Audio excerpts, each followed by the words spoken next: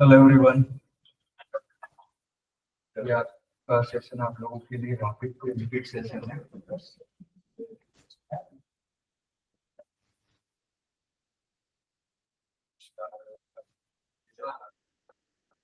सो right. तो आज का सेशन पूरा टोटल है all about Germany posting and rapport website structure. ठीक है, तो शैल वी स्टार्ट।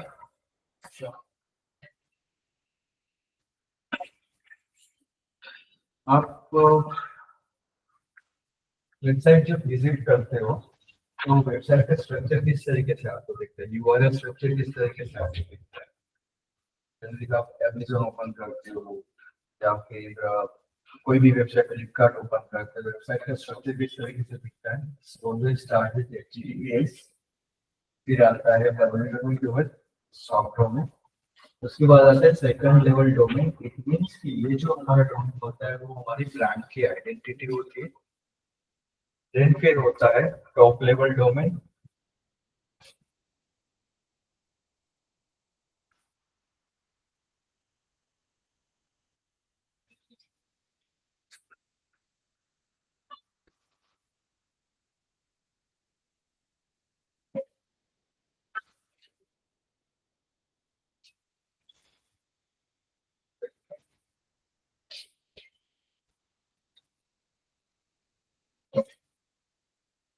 फिर आता है टॉप लेवल डोमेन।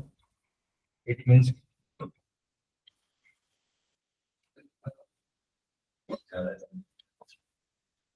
फिर आता है top level domain .com.edu.in, specific होती है, कंट्री स्पेसिफिक होता है, किससे कौन कौन से होते हैं आगे कवर करते हैं। उसके बाद आता है सब फोल्डर। अब मान लीजिए कि अमेजोन के एग्जांपल लेते हैं, https://www.amazon.com या इंडिया से ओपन कर रहे तो .in/। आप किसी भी चीज के बारे में सर्च किया होता है, कोई भी क्लोथ्स का, जैसे मान लीजिए एग्जांपल कि आपने मोबाइल सर्च किया होता है तो स्लेस आ जाएगा मोबाइल फोन, स्लेस आ जाएगा कि कोई भी पर्टिकुलर मोबाइल के ऊपर अगर जब आपने क्लिक की होती है, फॉर एन एग्जांपल आपने आईफोन सर्च किया होता है, amazon.com/मोबाइल फोन या तो स्लेस इलेक्ट्रॉनिक्स आइटम में रखते हैं और स्लेस आई, इस तरीके से पूरा यूआरएल स्ट्रक्चर होता है। तो आपकी वेबसाइट में अगर फॉर एग्जांपल आपका जिम रिलेटेड है तो आपकी वेबसाइट का स्ट्रक्चर किस तरीके से आएगा, https://www.maxfitzone.com/, अगर आपका कार्डियो कैटेगरीज में सब फोल्डर एंड स्लेश अगर उसके बारे में फर्दर कोई आपके पेजेस रहते हैं। ठीक है, तो इस तरीके से पूरा यूआरएल स्ट्रक्चर होता है। अब ये तो सिर्फ यूआरएल स्ट्रक्चर के बारे में बता दिया। अब बात करते हैं कि डोमेन होता क्या है, डोमेन क्यों जरूरी होता है। हर एक बिजनेस के लिए डोमेन क्यों इम्पोर्टेंट होता है। ये चीज पुराना students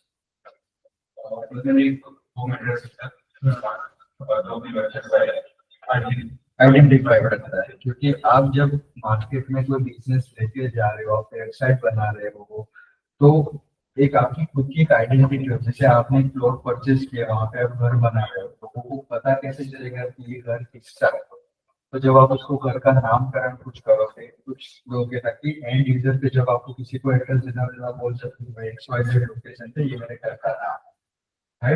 it means your identity, आपकी ब्रांड की आइडेंटिटी होती है। दैट्स व्हाई हर एक लोगों के लिए हर एक बिजनेस के लिए डोमेन इंपॉर्टेंट होता है। Domain is the unique web address that people type in the search bar, जो आपकी ब्रांड को सर्च करते हैं, राइट। जैसे कि गूगल, तो इसमें गूगल है तो क्या हुआ, ये हो गया top level domain. Second level domain amazon.in, तो .in हो गया टॉप लेवल डोमेन, इन अमेजन हो गया सेकंड लेवल। ठीक है, इस basically website identity on the internet. क्योंकि जब आप वेबसाइट बना रहे हो एंड यूजर के, आपका वेबसाइट बना कैसा तो नहीं कि 5 लोगों के बीच में वेबसाइट है, क्योंकि आपको बिजनेस बढ़ाना है, तो आप बिजनेस को ग्लोबली ले जाओगे, तो वेबसाइट कहीं ना कहीं आप इंटरनेट पे स्टोर करोगे। अब स्टोर करोगे तो एंड यूजर्स के लिए जब मार्केटिंग कर रहे होते तो एंड यूजर्स आपको पहचानेंगे कैसे, क्योंकि आपके जो ब्रांड का डोमेन नेम होता है उससे आपकी आइडेंटिटी जनरेट हो। क्लियर। अब जो बात कर रहे हैं कि .com, .in, .org, those are the top level of domain। तो टॉप लेवल ऑफ डोमेन होता क्या है? मेजरली तो हायरार्की पर्पस के लिए होता है, राइट। अब टॉप लेवल डोमेन जो टाइप ऑफ डोमेन है उसमें टॉप लेवल डोमेन है, सेकंड लेवल डोमेन है, और बाकी कौन कौन से हैं?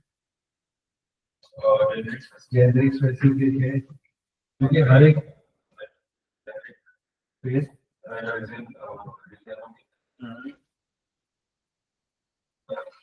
सो हर एक बिजनेस के लिए ऐसा जरूरी नहीं होता कि हमें .com domain, top level domain purchase करना चाहिए। मान लीजिए कि मेरा बिजनेस सिर्फ लोकली प्रचार करना चाहता हूँ, मार्केटिंग करना चाहता हूँ, तो मैं .com डोमेन नहीं, मैं प्रेफर करूंगा कि .in। अगर मुझे यूके स्पेसिफिक या यूएस स्पेसिफिक मार्केटिंग करना है, कैनेडा स्पेसिफिक मार्केटिंग करना है, तो मैं वहां का डोमेन टॉप लें, जैसे .ca, .uk। इससे क्या होता है कि मान लीजिए कि आप कोई प्रोडक्ट सर्च कर रहे हो, यहाँ पे गूगल में कोई प्रोडक्ट सर्विस सर्च कर रहे हो, आपने जिम की सर्विसेज के बारे में सर्च किया, ठीक है। अब अभी इस बंदे ने वेबसाइट बनाई है nextflixzone.uk, और आप उसने यहाँ पे मतलब डोमेन ले लिया, मिल रहा था, तो बाकी के नहीं मिल रहा के लिए। अब यहाँ पे अगर आप सर्विसेज सर्च कर रहे हो तो पहली चीज तो गूगल लोकली प्रायोरिटाइज नहीं करेगा, क्योंकि आपका डोमेन .com। इनकेस आपने मार्केटिंग अच्छा किया, यहाँ पे आपका सर्च रैंक में फर्स्ट पेज पे भी दिखना स्टार्ट हो गया, तो क्या एंड यूजर ट्रस्ट करेगा? नहीं। और वो तो यहाँ की सर्विस के बारे में देख रहा है, वेबसाइट ओपन हो रही है किसी और कंट्री, ठीक है। सो टॉप लेवल डोमेन में कौन कौन से आते हैं? आप उसको एक्सटेंशन भी बोल सकते हो। टॉप लेवल डोमेन्स में आते हैं .com, .org, .net, .edu, .gov, country specific से जाना चाहते हो तो .com की जगह .in, .co.uk, .co.in है। तो उस तरीके से इंडिया के लिए, यूएस के लिए, यूनाइटेड किंगडम के लिए टॉप लेवल। फिर सेकंड लेवल डोमेन आता है जो हमारी ब्रांड की आइडेंटिटी होती है, राइट। जैसे maxfeedzone.com है या maxfeedzone.in हो गया टॉप लेवल डोमेन, क्योंकि उसको यहाँ पे लोकली बिजनेस को प्रमोट करना है।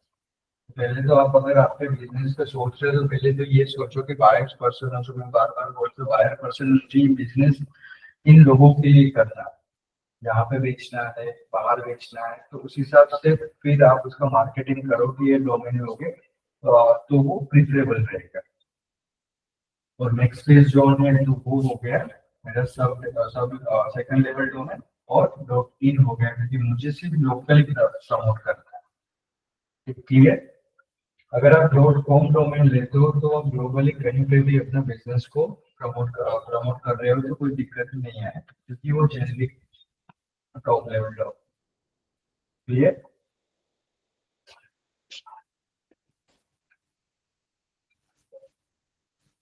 फिर एक डोमेन का टाइप ये भी होता है कि थर्ड लेवल डोमेन और सब डोमेन।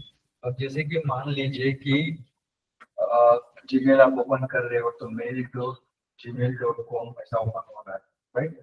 फिर जैसे कि आप लोग अपनी वेबसाइट में ब्लॉग लिख रहे हो या तो आप गूगल पे ब्लॉग बना रहे हो, ठीक है। अब आपने डोमेन कनेक्ट नहीं किया तो आपके जो भी ब्लॉग रहेंगे वो क्या आएगा? maxfeedzone.blogger.com आएगा, राइट। तो जो आपका maxfeedzone उसके जो मेन डोमेन के पहले का जो नाम होता है that is called the third level domain. Clear है। जब आप अपनी वेबसाइट में ब्लॉग बना रहे हो या आप अपनी कोई स्पेसिफिक ब्लॉग के लिए आप पेज बना रहे हो तो आप इस तरीके से यूज कर सकते हो, ताकि एक तो गूगल को भी पता चले कि ये पर्टिकुलर इसके रिलेटेड है, एंड एंड यूजर्स को भी इजीली आइडेंटिफाई कर कि मैं ये वेबसाइट के कौन से सेक्शन में हूं। ये फिर आता है एक डोमेन का टाइप ये भी है कि जेनरिक डोमेन। जैसे अब ये कब यूज करते हैं डॉट इन्फो डॉट बीज dot online dot in. For an example मान लीजिए कि आप आपकी वेबसाइट है सिर्फ और सिर्फ इंफॉर्मेशन प्रोवाइड कर रही है, यहाँ पे मतलब यूजर से कोई परचेज रिलेटेड चीजें नहीं है, तो yo dot information dot info domain आप ले सकते हो। अगर आप कोई ऑनलाइन शॉपिंग रिलेटेड वेबसाइट बना रहे हो, अगर डॉट कॉम डोमेन नहीं मिलता है तो आप डॉट ऑनलाइन डोमेन ले सकते हो। आपकी कोई एप्लीकेशन है तो आप उसके related particular dot app domain ले सकते हो। This are the generic top level domain. Clear? These are the only types of top level domain। जब आप डोमेन के नाम एक्सटेंशन परचेस कर रहे होते हैं तो आपको पता होना चाहिए कि मुझे इतने डोमेन्स के नाम एक्सटेंशन मिल रहे हैं, तो मेरे बिजनेस के लिए मैं कौन सा लूँ। शॉपिंग रिलेटेड है तो ऑनलाइन ले सकता हूँ, एप रिलेटेड है तो डॉट एप ले सकता हूँ, तो वो खुद स्पेसिफिक कैटेगरी के लिए हो जाता है। क्लियर? फिर कुछ डोमेन ऐसे होते हैं जो स्पॉन्सर्स डोमेन होते हैं, जैसे कि डॉट edu है, गवर्नमेंट की साइट है, फिर डॉट gov होता है।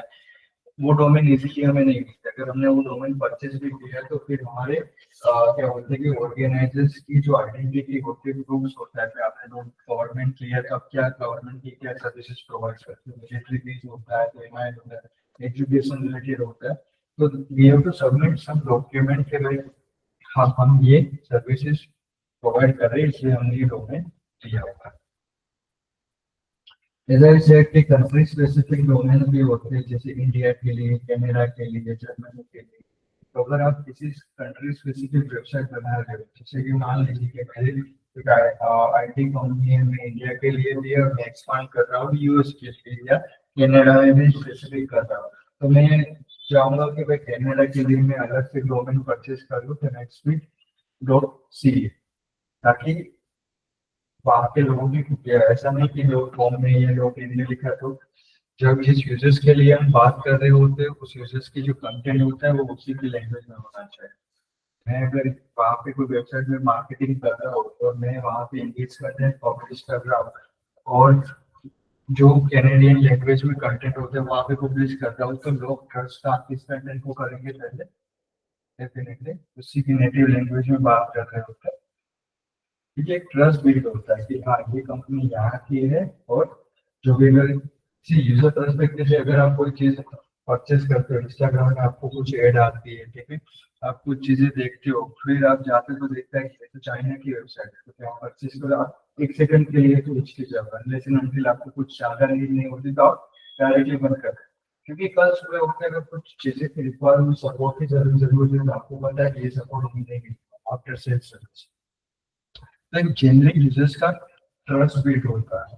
तो जो भी कंटेंट मैं पब्लिश कर रहा हूँ तो मैं वो कंटेंट अगर जिस यूजर्स के लिए मैं पब्लिश कर रहा हूँ उसके अगर नेटिव लैंग्वेज में होकर बात कर रहा हूँ तो वो ज्यादा सेंस था, गूगल भी उसको उस तरीके से प्रायोरिटाइज करता है। ये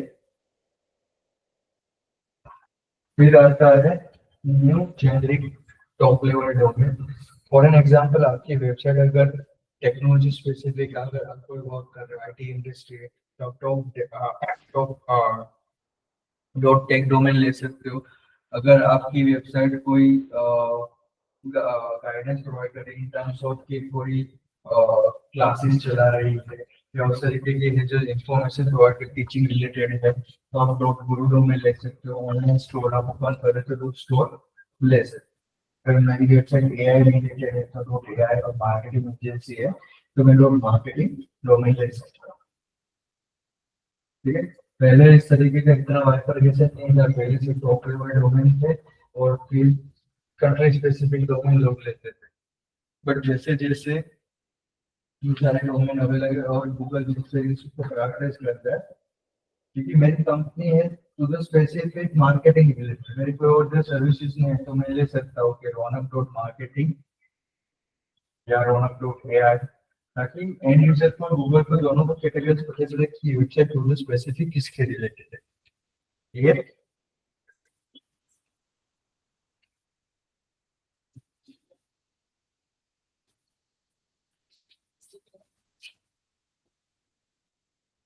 जैसे कि एग्जांपल कहते हो कि www.amazon.com, तो Amazon is a second level domain and .com is a top level domain. Always make sure करना कि जब भी आप कोई डोमेन लेते हो तो प्रॉपर तरीके से पूरा डोमेन लो। ऐसा ना लो कि भाई फॉर एन एग्जांपल मेरी वेबसाइट है firstcry123.com, firstcry123.com, तो उस तरीके के डोमेन नेम अवॉइड करिएगा। अभी हाइफन आता है, ईमेल आता है, ठीक है। अब मान लीजिए कि डोमेन नेम की जरूरत क्यों पड़ी।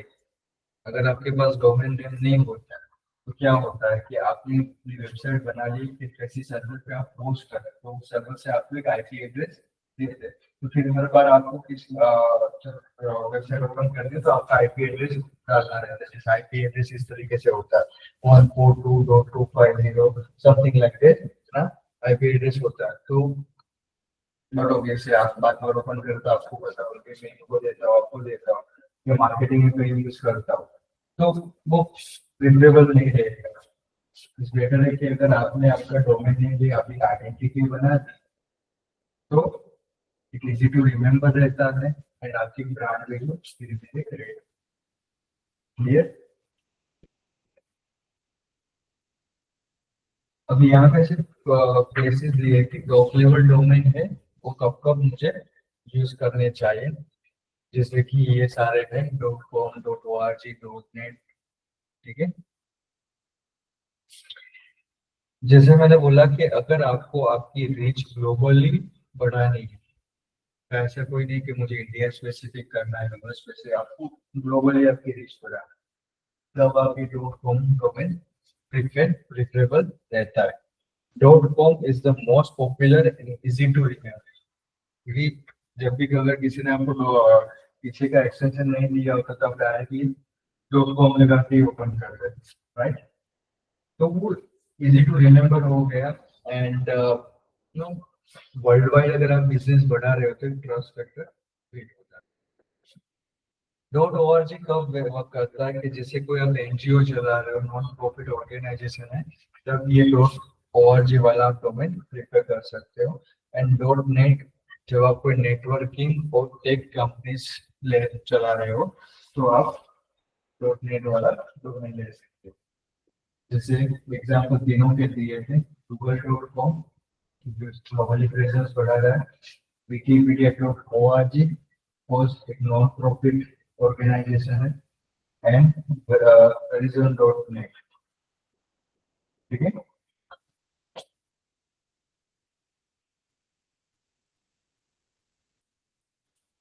क्लियर हुआ टॉप लेवल डोमेन .com.org का भी यूज करना चाहिए, राइट।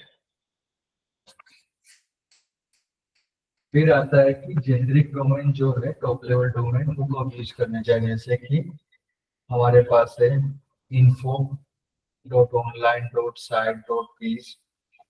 कब यूज करना चाहिए कि अगर कोई आपकी स्टार्टअप बिजनेस है या कोई ब्लॉगर साइट हो, तब आप सिर्फ इन्फो में सिर्फ वेबसाइट मतलब ब्लॉगिंग होता है, तो ब्लॉगिंग में तो सिर्फ इन्फॉर्मेशन वेबसाइट मतलब इन्फॉर्मेशन ही प्रोवाइड कर रहे होते हैं, तब आप इस तरीके के डोमेन परचेज कर सकते हैं कि .com और वो सारे डोमेन एक तो कॉस्टली भी होते हैं, ठीक है, जैसे कि ट्रिप एडवाइजर और इन्फो, क्योंकि ये इन्फॉर्मेशन प्रोवाइड होता है इस वेबसाइट, राइट। तो startup.biz या online.site, क्योंकि लर्निंग पर्सपेक्टिव से साइट है। क्लियर।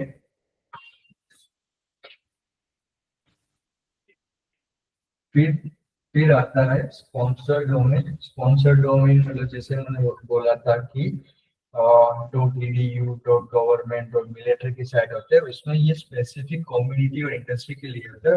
वहाँ पे जैसा मैंने बोला कि वेरिफिकेशन रिक्वायर होता है, जैसे कोई .government.edu डोमेन नहीं दे सकते, ठीक है। क्लियर। क्लियर। फिर आते हैं न्यू चैनलिंग डोमेन, जो मैंने बोला कि .tech, .store, .am, .ai। अगर आपको थोड़ा सा क्रिएटिव ब्रांड स्पेसिफिक जाना है तो आप इस तरीके के डोमेन चूज कर सकते हो, जिससे कि टेक्नोलॉजी स्पेसिफिक ये मैं ले सकता हूँ, डॉट देव ले सकता हूँ। अगर एआई स्पेसिफिक है तो डॉट एआई ले सकता हूँ। ई कॉमर्स वेबसाइट है तो डॉट स्टोर और डॉट शॉप ले सकता हूँ, डोमेन सब डोमेन। मार्केटिंग पर्सपेक्टिव के लिए डॉट डिजिटल और डॉट मार्केटिंग ले सकता हूँ। मोबाइल एप्लीकेशन के लिए डॉट ऐप ले सकता हूँ। तो क्रिएटिव ब्रांडिंग के लिए सीक्वल डॉट गुरु डॉट क्लब और डॉट डिजाइन, ऐसे स्पेसिफिक डोमेन आप पूरा कैटेगरी स्पेसिफाई ले सकते हो। ठीक है, क्लियर हो रहा है यहाँ तक? तो एक एग्जांपल है कि फॉर एन एग्जांपल आपकी कोई एक आईटी कंपनी है जहाँ आपका टारगेट ऑडियंस यूएस है, आईटी सर्विस के लिए है, एंड आप सर्विस प्रोवाइड कर रहे हो web and mobile application development. ठीक है, तो आपके लिए कौन कौन से डॉक्यूमेंट सुटेबल हो सकते हैं? सी डॉट कॉम तो सबके लिए रहता है। उसके बाद मेरी क्या है, आईटी कंपनी है एंड मेरी मोबाइल एंड वेब डेवलपमेंट, मतलब मेरी टेक्नोलॉजी स्पेसिफिक कंपनी हो गई, तो मैं डॉट टेक्नो टेक ले सकता हूँ, डॉट सॉल्यूशन ले सकता हूँ, कॉज मैं कुछ सॉल्यूशन एंड चीजेस को प्रोवाइड कर रहा हूँ। डिजिटल ले सकता हूँ, अगर मेरी कंपनी एआई की सर्विसेज प्रोवाइड करती है, स्पेसिफिक एआई रिलेटेड है, तो मैं डॉट एआई डोमेन सब डोमेन ले सकता हूँ, एक्सटेंशन ले सकता हूँ। क्लियर? तो पहले जब भी आप करो तो पहले आप अपना सिनेरियो रखो कि मेरी कंपनी का टारगेट ऑडियंस क्या है, किस टाइप की सर्विसेज प्रोवाइड कर रही है, कौन कौन से सॉल्यूशंस एंड यूजर्स को दे रही है। फिर बेसिस पे फिर आप ये चीजों को प्रेफर करो, तो वो आपको और आप खुद को ही आपको आपके क्वेश्चन में आंसर मिल जाएगा कि मुझे किस तरीके का जॉब में लेना है। ये फॉर एन एग्जाम्पल, अगर आप सर्विस प्रोवाइड कर रहे हो ज्वेलरी के रिलेटेड, तो आप कर सकते हैं कि I want to build a jewellery brand for Indian market. ठीक है, एंड मैं ये टाइप के सॉल्यूशंस और सर्विसेज एंड चीजें को दे रहे हो, मेरे लिए कौन से डोमेन रहेंगे? तो एक तो डॉट कॉम पे आपका रहेगा। फिर आप ऑनलाइन स्टोर भी दे रहे हो, तो आपका डॉट स्टोर डॉट शॉप वाला भी ले सकते हो, और डॉट एआई भी ले सकते हो, डॉट ई ले सकते हो। आप इंडिया के मार्केट के लिए स्पेसिफिक सर्विसेज प्रोवाइड करते हैं।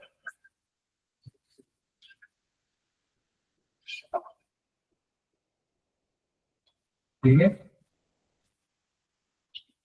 फिर there are different type of domain है। एक होता है ब्रांडिंग डोमेन्स। ब्रांडिंग डोमेन क्या होता है? It is directly representing to to your brand और सर्विस स्पेसिफिक होता है। जैसे कि मान लीजिए कि नाइकी है, या तो उसका बिजनेस नेम से ही होता है। जैसे मैं कोई ओपन कर रहा हूँ, Raunak road taker company open कर रहा हूँ, तो Raunak will be my brand name, क्योंकि इनडायरेक्टली मैं मेरे बिजनेस नेम को प्रमोट करता हूँ।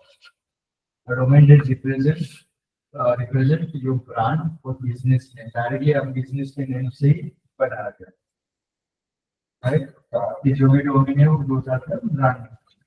जैसे नेक्स्ट जोन हो गया, फिर आपका जो ये आपका जो भी ब्रांड नेम है वो डायरेक्टली आप प्रमोट करते हैं, राइट? तो उस kind of domains are easy to remember, unique होता है क्योंकि नेक्स्ट जोन वो आपका ही हो गया, and builds long term identity. अगर हम मार्केटिंग कर रहे हो तो आपको एक और भी पीरियड ऑफ टाइम एक आइडेंटिटी जनरेट करके दे सकता है। ठीक है, जैसे गूगल जोमेटो जिसका हो जाता है ब्रांड, आपका ब्रांड नेम ओवरनाइट नहीं बन जाएगा। जिससे से आप मार्केटिंग एक्टिविटीज करोगे, वैसे से यूजर्स के तक आप पहुंचोगे, धीरे धीरे आपकी क्रेडिबिलिटी जनरेट होगी, जो ब्रांड आइडेंटिटी। क्लियर?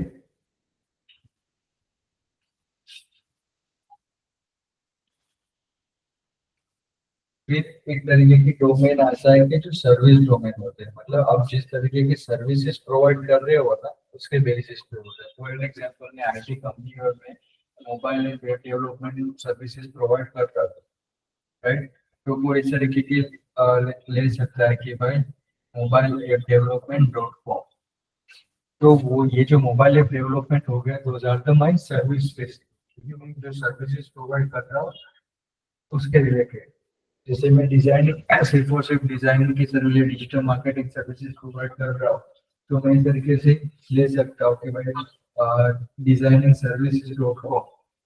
तो डिजाइनिंग सर्विसेज वो मेरा सर्विस स्पेसिफिक डोमेन है, ये जो आपकी सर्विसेज को रिप्रेजेंट करता है तो स्पेसिफिक, ठीक है। Focus on the services product, क्योंकि स्पेसिफिक एक ही कैटेगरीज पे आप कैटेगराइज कर रहे हो। एंड इसका एक सबसे बड़ा मेजर एडवांटेज है कि it help peoples to understand instantly what you do. क्योंकि मैं अगर किसी को, मेरा डोमेन है कि मैं mobile app development dot com, तो अगर मैं किसी को देता हूँ और यूजर्स को भी, किसी को भी मैं वर्बली बोलता हूँ तो भी पता चल जाएगा कि ये कंपनी क्या करती है, मोबाइल डेवलपमेंट सर्विसेज और सॉल्यूशन प्रोवाइड, राइट। इसके लिए काम के है, स्टार्टअप है आपका, अगर स्मॉल बिजनेस है तो आप सर्विस स्पेसिफिक धीरे धीरे स्टार्ट कर सकते हैं कि आपकी ब्रांड की पहले से कोई नहीं स्टार्ट कर सकता, ठीक है। जैसे कि अगर कोई आपको ये डोमेन देता है booking.com, तो आपके माइंड में पहले ही पता चल जाता है कि ये वेबसाइट अगर ओपन करूंगा तो process related to booking, right. अगर मैं एक वेबसाइट पर से मैं आपको डोमेन देता हूँ healthcare.co, तो आपके माइंड में पहले आएगा कि ये हेल्थ के रिलेटेड गवर्नमेंट की कोई वेबसाइट है, राइट। जैसे एक कंपनी है web development agency dot com, तो जो स्पेसिफिक सर्विस स्पेसिफिक है, अगर ये डोमेन से आप इजीली आइडेंटिफाई कर सके ये कंपनी वेब डेवलपमेंट एक एजेंसी है जो वेब डेवलपमेंट सर्विसेज प्रोवाइड कर रही है, विच इज ग्लोबली वो सर्विस प्रोवाइड कर रही है, राइट। क्लियर है। फिर एक टाइप के डोमेन ये भी आते हैं कि जो कीवर्ड स्पेसिफिक होते हैं। जैसे मैंने एग्जांपल दिया था कि अगर मेरी डिजिटल मार्केटिंग सर्विसेज है, तो भी मेरा एक कीवर्ड भी मैं यूज कर रहा हूँ मार्केटिंग के लिए, तो मैंने ऐसा ले लिया। तो जो स्पेसिफिक एक ही सर्विस डिजिटल मार्केटिंग सर्विस के रिलेटेड एग्जैक्ट जो मेरा कीवर्ड होता है, डिजाइनिंग है, मोबाइल एप डेवलपमेंट है। जैसे मेरी कंपनी है जो लैपटॉप सेल करती है, तो मैंने मेरा एक कीवर्ड वैसा था, मैं यूज कर रहा हूँ कि best laptop dot com, best laptop in India. तो मैं इस तरीके से मेरा जो एग्जैक्ट कीवर्ड है बेस्ट लैपटॉप, उस कीवर्ड के नाम से मैंने बना दिया। जैसे ये है कि ट्रैवल कीवर्ड, जैसे कि चीप मैं सर्विस प्रोवाइड कर रहा हूँ कि flight services, cheap flight services, affordable services provide, मैंने डोमेन लिया अफोर्डेबल फ्लाइट डॉट कॉम। तो मेरा एक to the specific keyword specific domain हो गया। क्लियर। उसके एडवांटेज भी है कि वो हमें रैंकिंग में बहुत ही हेल्प करता है, अगर हमने सिर्फ उस कीवर्ड स्पेसिफिक लिया होता तो। बट मान लीजिए कि मैं सिर्फ और सिर्फ अभी ले रहा हूँ कि मैंने डोमेन ले लिया बेस लैपटॉप डॉट कॉम, ठीक है, लैपटॉप डॉट कॉम मैंने ये डोमेन ले लिया। अब मैं अगर इसमें कोई नई सर्विस एड करना चाहूंगा, जैसे कि मैं मोबाइल की भी डिवाइस ओपन करना चाहता हूँ, कैटेगरी ओपन करना चाहता हूँ, तो it will be hard for me कि मैं उसको फिर इस कैटेगरी के अंदर लिख सकूँ, ठीक है।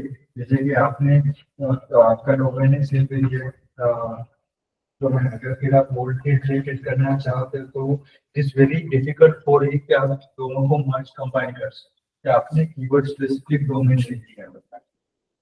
जैसे कि सिर्फ मेरा डोमेन है जैसे कि digital marketing service dot com, अब मैं इसमें मान लो कि मुझे को मेरी आगे जाके ये तो मेरा डोमेन आ गया कीवर्ड स्पेसिफिक ऑफ आ गया, मैं आगे जाके इसमें e com website development add करना चाहता हूँ, कैटेगरी ऐड करना चाहता हूँ, तो वो कहीं ना कहीं डिफिकल्ट होगा मुझे कि मेरी ये सर्विस की ये मेरा टारगेट ऑडियंस भी अलग होता है और मेरा कीवर्ड स्पेसिफिक होता है, राइट। तो जब भी आप डोमेन को सोच समझ के लो कि अगर आपको आगे एक्सपांशन करना है तो सिर्फ और सिर्फ आपको लाइफ टाइम डिजाइनिंग की सर्विसेज प्रोवाइड करनी है, तो आप designing dot com for an example design service dot com ले सकते हो। आगे अगर आप प्लानिंग की digital marketing services add on कर सकते हो, तो पहले सिनेरियो सोचते हैं कि लॉन्ग टर्म के लिए आपको क्या क्या चीजें इसमें ऐड ऑन कर सकते हो, तो उसके हिसाब से बेस्ट सुटेबल जो डोमेन होता है वो आपको परचेज करना रहता है, राइट। क्लियर।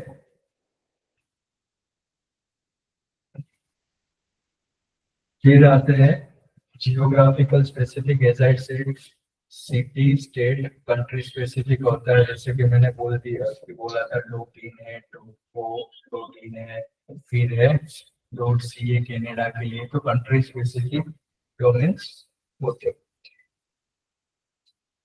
क्योंकि किसी क्लाइंट को सिर्फ और सिर्फ मान लीजिए कि कनाडा का क्लाइंट है तो आपने डोमेन ले लिए डॉट सी है, तो इट विल नो हेल्प और अंडरस्टैंड द गूगल की भाई जब आप लोकल न्यूज करते हो या लोकल एसईओ करते हो तो वहाँ पे दिस काइंड ऑफ डोमेन अगर वो होता है तो इजी टू राइट। ठीक है, क्लियर है, क्लियर।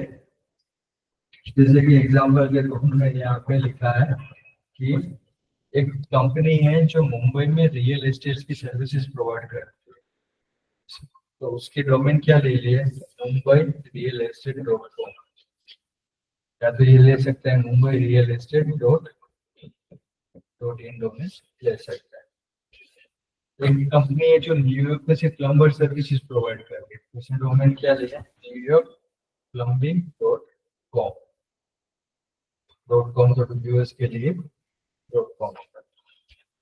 अगर company Delhi based taxi services है तो मैंने डोमेन ले लिया दिल्ली कैब सर्विसेज, क्योंकि मेरा सर्विस एरिया स्पेसिफिक है, ये मेरा कीवर्ड, ये कीवर्ड स्पेसिफिक डोमेन हो गया सर, कि मैं दिल्ली के लिए कैब सर्विसेज प्रोवाइड कर रहा हूँ।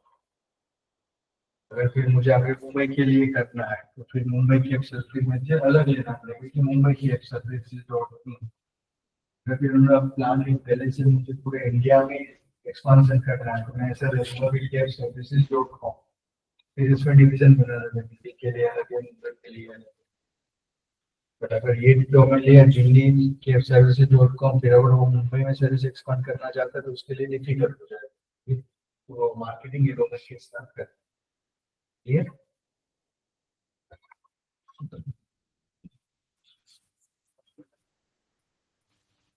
तो वो हो गया था जो मैंने बात की, तो ज्यादा एक्सटेंशन के बारे में बात की, डॉट कॉम डॉट इन अलग अलग जो एक्सटेंशन होते हैं, राइट।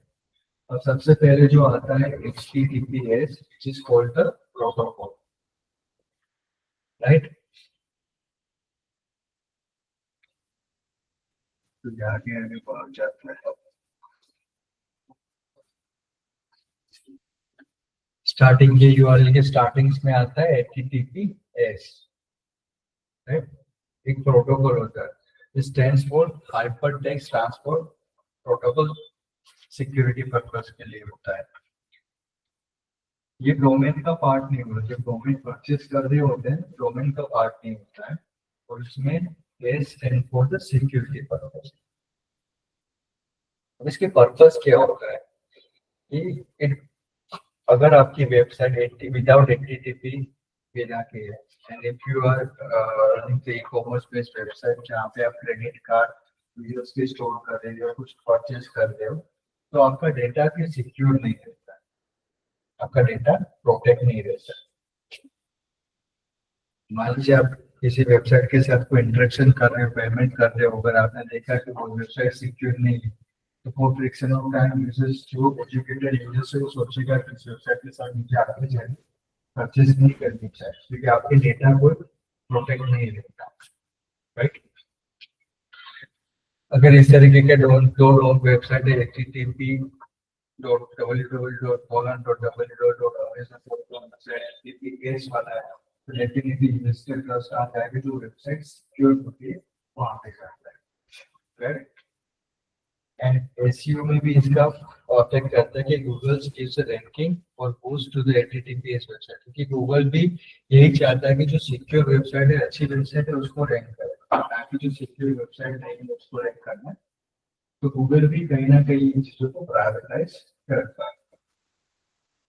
क्लियर।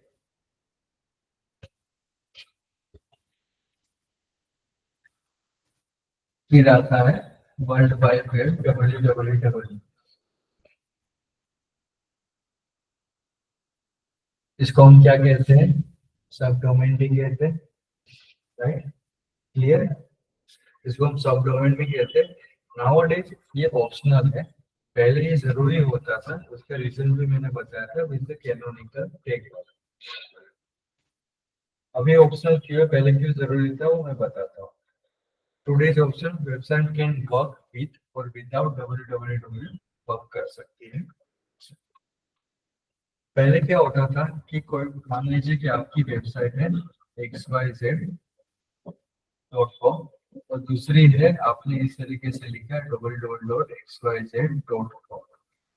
तो पहले जब गूगल के एल्गोरिदम इतने अपडेटेड नहीं थे तो गूगल क्या करता था कि गूगल का वेबसाइट का क्रोलर ये वेबसाइट पे आता था और ये वेबसाइट पे आता था। फिर वो अपने डेटाबेस में दो अलग अलग वेबसाइट के तौर पे इसको सेव करता है, इसका कंटेंट इसके डेटाबेस में स्टोर करता था, इसका कंटेंट डेटाबेस में स्टोर करता था। तो उससे क्या होता था, दो में से एक वेबसाइट हमारी डुप्लीकेट आएगी क्योंकि दो दो जगह पे सेम डोमेन का कंटेंट स्टोर। तो ये वेबसाइट में जो पूरा कंटेंट होगा वही ये वेबसाइट में फिर ओपन भी www ओपन हो रहा है। तो रिटर्न जो था क्रोलर उसको दो अलग अलग वेबसाइट कंसीडर कर रहे थे। तो फिर हम क्या करते थे कि हम गूगल के पोर्ट को बोलते थे कि भाई कोई भी बंदा हमारी वेबसाइट xyz.com ओपन करे या भी www.xyz.com ओपन करे, आपको उसको एक ही कंसीडर करना है। उसके लिए हम एक टैग आ जाता है which is called canonical tag, वो हमें हमारी वेबसाइट में इम्प्लीमेंट करते थे ताकि यूजर अगर इस तरीके से भी वेबसाइट ओपन करें तो बाय डिफॉल्ट आगे www हो जाएगा। इट मीन्स कि अभी गूगल उसको सिर्फ एक ही वेबसाइट कंसीडर करता है। नाउअडेज इट इज ऑप्शनल क्योंकि गूगल को पता चल गया है कि दोनों एक ही वेबसाइट है। गूगल के एल्गोरिथम इतने मैच्योर हो चुके हैं, पहले इतने मैच्योर नहीं थे और दोनों को अलग अलग ही समझ रहा था।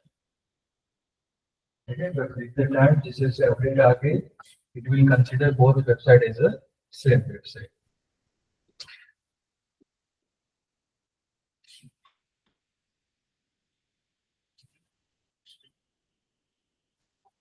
जैसे कि ये वेबसाइट है www.facebook.com और ट्विटर विदाउट www ओपन होता है। तो अगर मैंने इसमें कैनोनिकल टैग लिख दिया तो कोई वेबसाइट अगर twitter.com भी टाइप करे तो बाय डिफॉल्ट गूगल आकर आगे इसमें www ऐड कर देगा।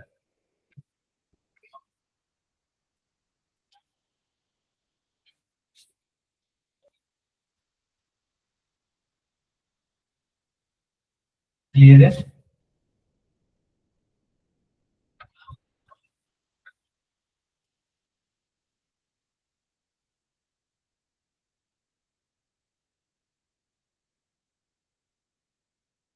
हम एक चीज सिर्फ इंफॉर्मेशन पर्पस के लिए कि भाई डोमेन नेम किस तरीके से एसईओ रैंकिंग में हेल्प कर सकता है।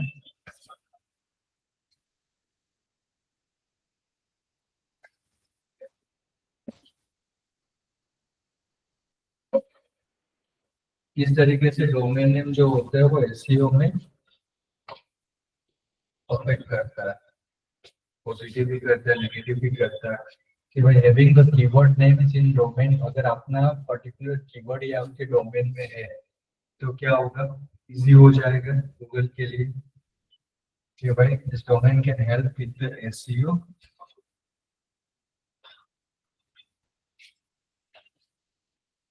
पहले क्या होता था कि जैसे कि मैंने टेक सर्विसेज ले लिया, हमारे इतना ही इफेक्टिव है बट सर्विस स्पेसिफिक और किस तरीके से कीवर्ड है उसके स्पेसिफिक है। जैसे Mumbai taxi services dot com है तो इन एक तो गूगल को ये पता चलेगा, यूजर्स को पता चलेगा कि हम किस रीजन के लिए कर रहे हैं कीवर्ड, वो कीवर्ड पे हमने मार्केटिंग भी किया होता है।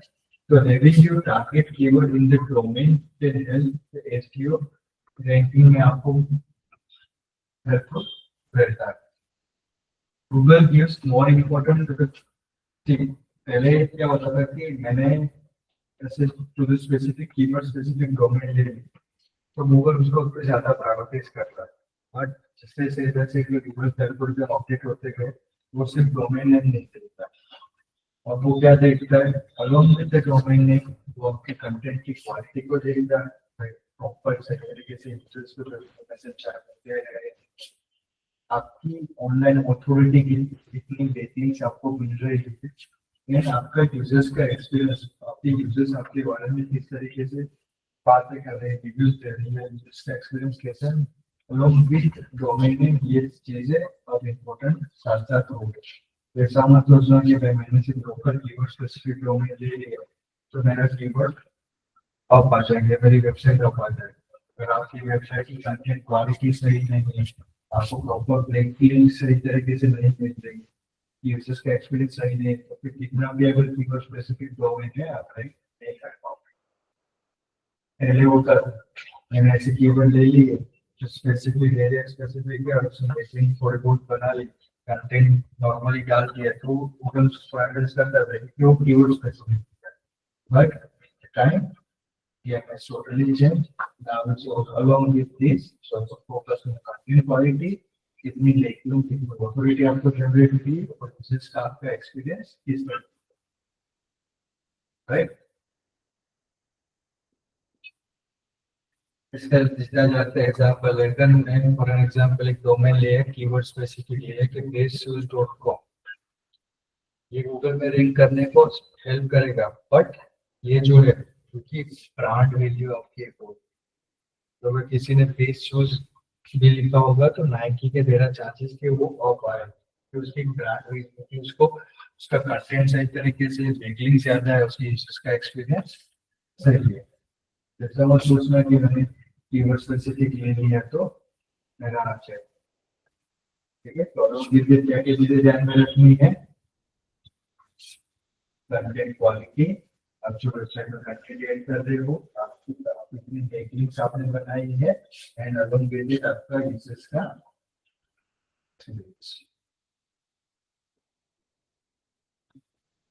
इस तरीके के कीवर्ड अवॉइड करेगा क्योंकि buy cheap shoes online fast तो आपने इतने सारे कीवर्ड इसमें डाल, जैसे बाय शूज ऑनलाइन डाल दिया, चीप शूज ऑनलाइन डाल दिया, फिर शूज ऑनलाइन, तो ये सारे अलग अलग टाइप ऑफ रिलेटेड कीवर्ड के रेफरेंस में आपने एक में डाल दिया है, आपने दो में डाल दिया, ये गूगल में कंसीडर है स्पैमिंग, ठीक है। जैसे सेट की क्यों जरूरी होता है, जैसे नाइकी का एग्जांपल लिया, it will create a strong brand value,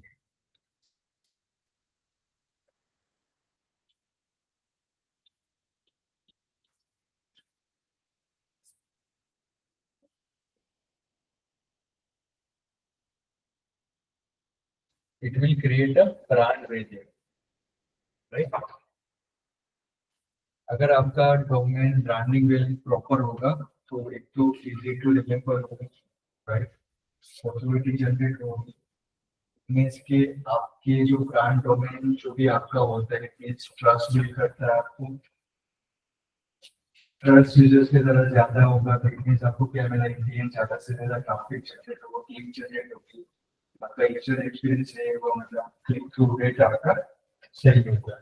for example है zomato.com, कैसा है, शॉर्ट है, सिंपल है एंड ब्रांडेड है, राइट। इसके वर्सेस अगर मैंने ऐसा कोई लिख लिया delivery services dot com, easy to remember भी नहीं है, लॉन्ग है और रूल जेनरिक हो गया, कीवर्ड स्पेसिफिक हो गया, ये सो गूगल भी एल्गोरिथम नाउअडेज उसको फेवर करता है जो ट्रस्टेड ब्रांड होती है, ठीक है।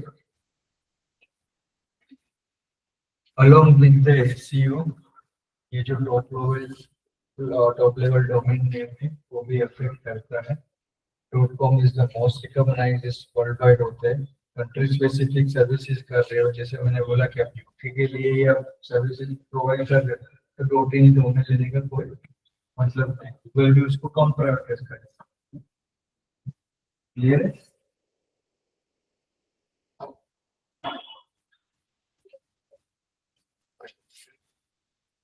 एक चीज ये भी है कि जिस गूगल जो आपकी डोमेन की एज होती है उसको भी वैल्यू देता है, कितना पुराना हो,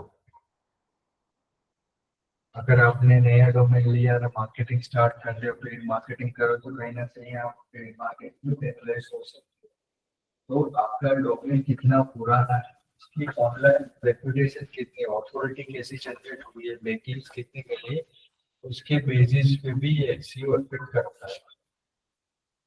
कोई डोमेन का मार्केटिंग अभी ये 10 साल पुराना डोमेन है, 10 साल से मार्केटिंग कर रहा हूँ, उसकी रेटिंग्स में कौन सी और एक नई बंदी मैंने अभी की है, उसमें बैकलिंक बना रहा हूँ, तो गूगल जो पुरानी वेबसाइट है, पुराना डोमेन है, क्योंकि उसकी ऑथोरिटीज, ऑनलाइन प्रेजेंस, रेपुटेशन के बेस पे रेटिंग अच्छी होती है, तो वो तेरा चांसेस कि वो हायर हो। As I said कि hyphens and numbers always avoid करिएगा, यूजर फ्रेंडली भी नहीं होता एंड ट्रस्ट भी नहीं रहता, राइट? यूजर भी उसको लेस प्रायोरिटाइज करता है। ये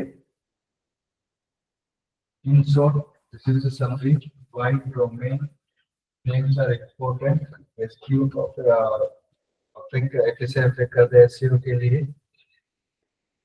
जैसे कि बोला था किसी डोमेन नेम काम करने, डोमेन नेम के साथ क्या क्या चीज ऑल्सो इम्पोर्टेंट रहती है। तो मैंने डोमेन प्रॉपर ले लिया, काम करने उसके साथ क्या क्या चीजें इम्पोर्टेंट रहती है नाउअडेज।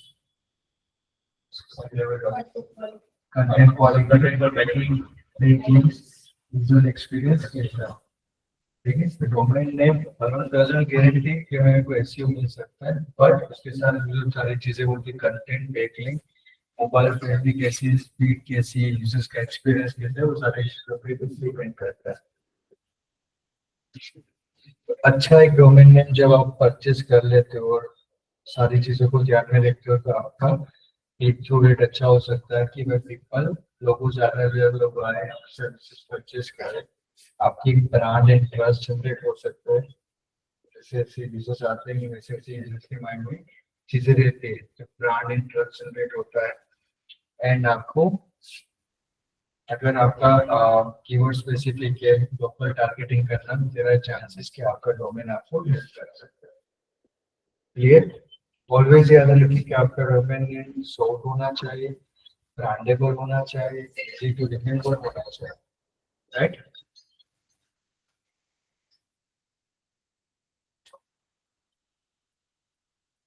कहीं भी फोर्सफुली कीवर्ड को प्लेस मत करिएगा। जैसे डोमेन अभी लिया था बाय जी शॉप जो भी था, तो वो फोर्सफुली आपने कीवर्ड्स को लेते हैं। ऑलवेज याद रखने का कि जितना नेचुरली आप कीवर्ड को प्लेस कर सकते उतना ही कर। क्लियर? इसके बेसिकली है कि भाई किस तरीके से करना है, कैसे लोग करते हैं।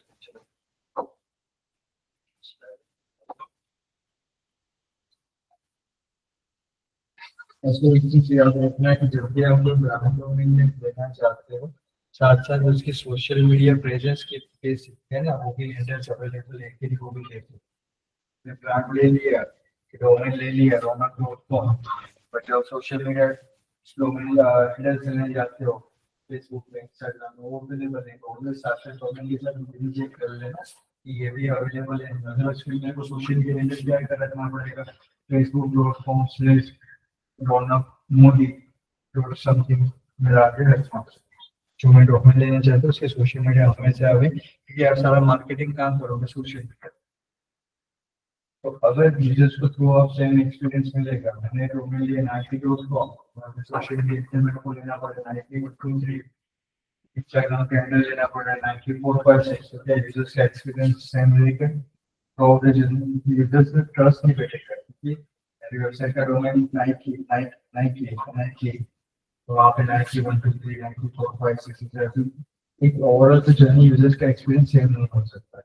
लोग कहीं ना कहीं ट्रस्ट करते हैं, ये तो ट्रस्ट नहीं है सर, मेरे को लगता है कि शायद गलत साइड पे तो नहीं है, right?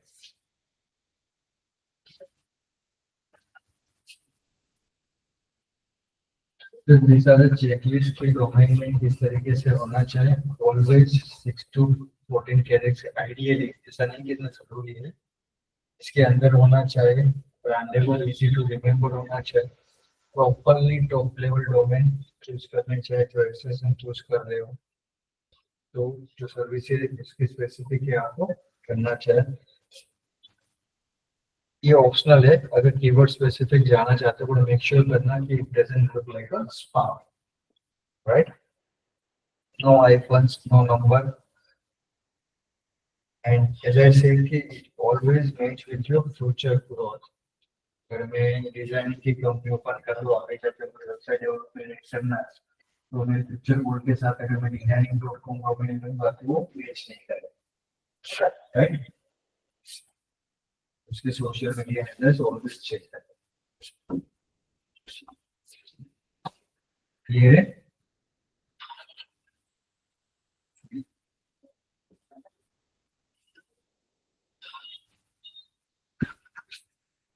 This are the example कि भाई क्या क्या चीजें हैं करना है।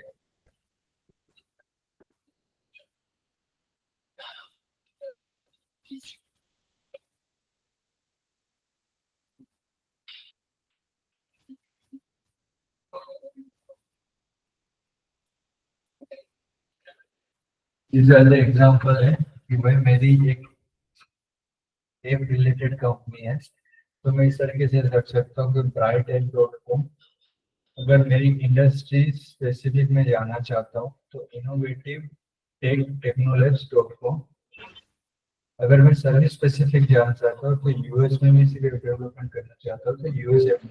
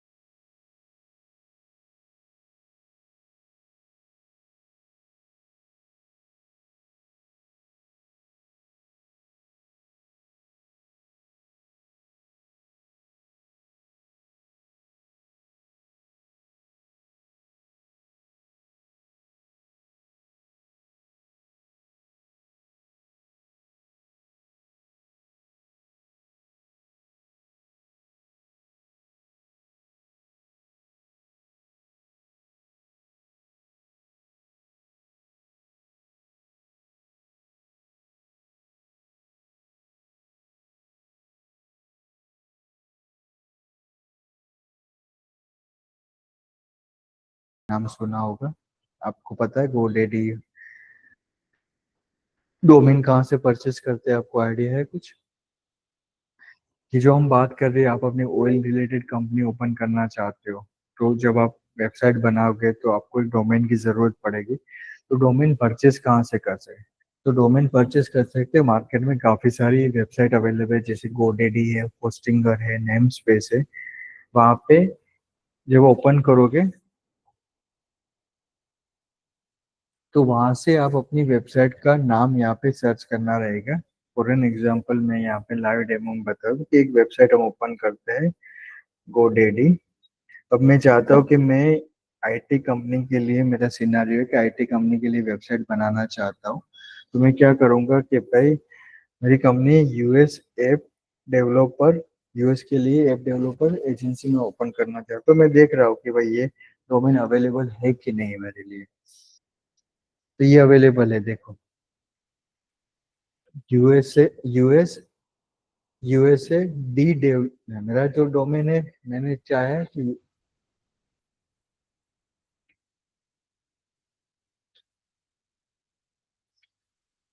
ये मेरा डोमेन है। ये मैं देख रहा चाहता हूँ कि मैं क्या मेरे को मिल रहा है कि नहीं मिल रहा। तो मुझे यहाँ पे मिल रहा है US app developer dot com, ये मेरे को मिल रहा है और it will cost me around 1.6। Rupees.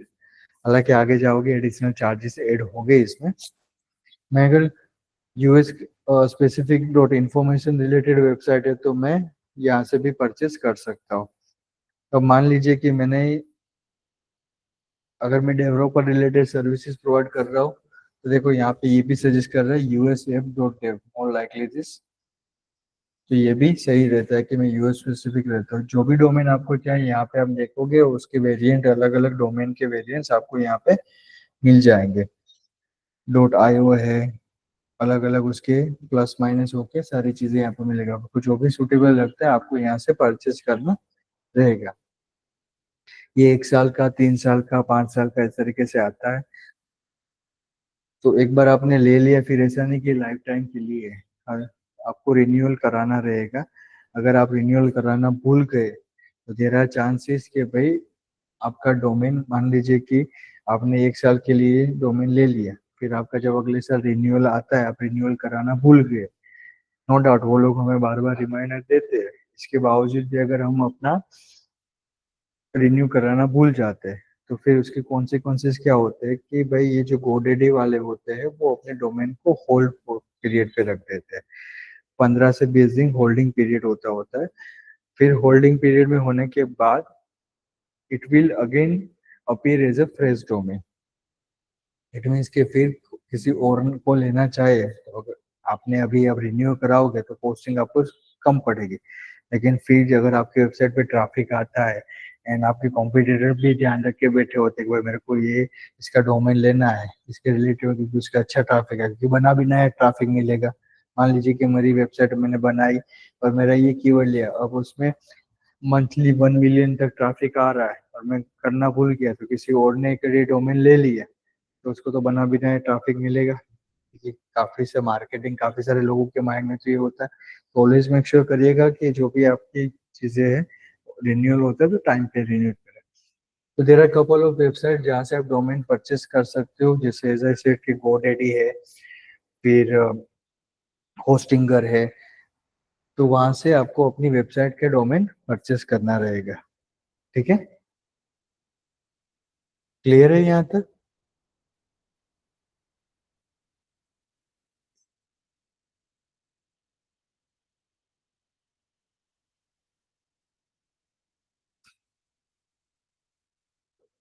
Clear है। अब एक बार हमने होस्टिंग ले लिया, सॉरी, एक बार हमने डोमेन ले लिया। अगर डोमेन लिया तो इसका मतलब ये नहीं कि आपने आपकी वेबसाइट लाइव दिखेगी, क्योंकि ये आपने एक ऑनलाइन जगह पे एक चीज परचेज की है इंटरनेट पे। अब कहीं ना कहीं आपकी वेबसाइट, क्योंकि अभी जो वेबसाइट बनाओगे आपके लोकल पीसी पे होगी, तो इसको कहीं ना कहीं इंटरनेट पे स्टोर तो करना रहेगा।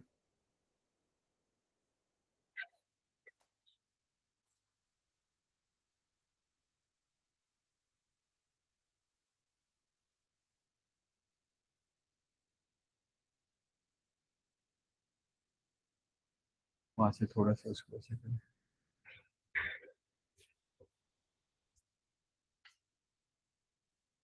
नहीं, और बस थोड़ा सा, बस बस बस, थोड़ा और करें, बस ऊपर करें, रुकना, बस बस बस, तो ये साइड मूव नहीं कर रहा।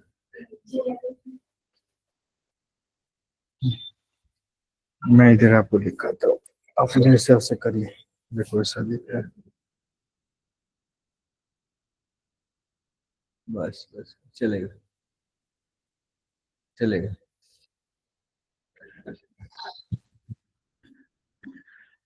ठीक है, तो ये हमने डोमेन तो ले लिया, लेकिन कहीं ना कहीं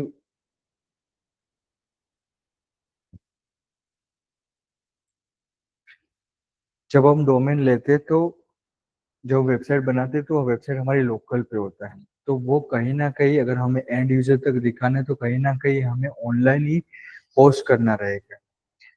तो उसके लिए हमें जरूरत पड़ती है होस्टिंग की, कि हमारी वेबसाइट को एंड यूजर तक पहुंचाने के लिए हम, there are couple of servers होते हैं जहाँ पे हमारी वेबसाइट को होस्ट करते हैं। मतलब उनको बोलते हैं कि भाई मैं यहाँ पे मेरी वेबसाइट रख रहा हूँ ताकि एंड यूजर जब भी होते हैं वो 24/7 आपकी वेबसाइट एक्सेस कर सके। तो that's why we need hosting, ताकि हम मार्केट यूजर्स तक पहुंच पाए। सिंपल फंडा है, ठीक है।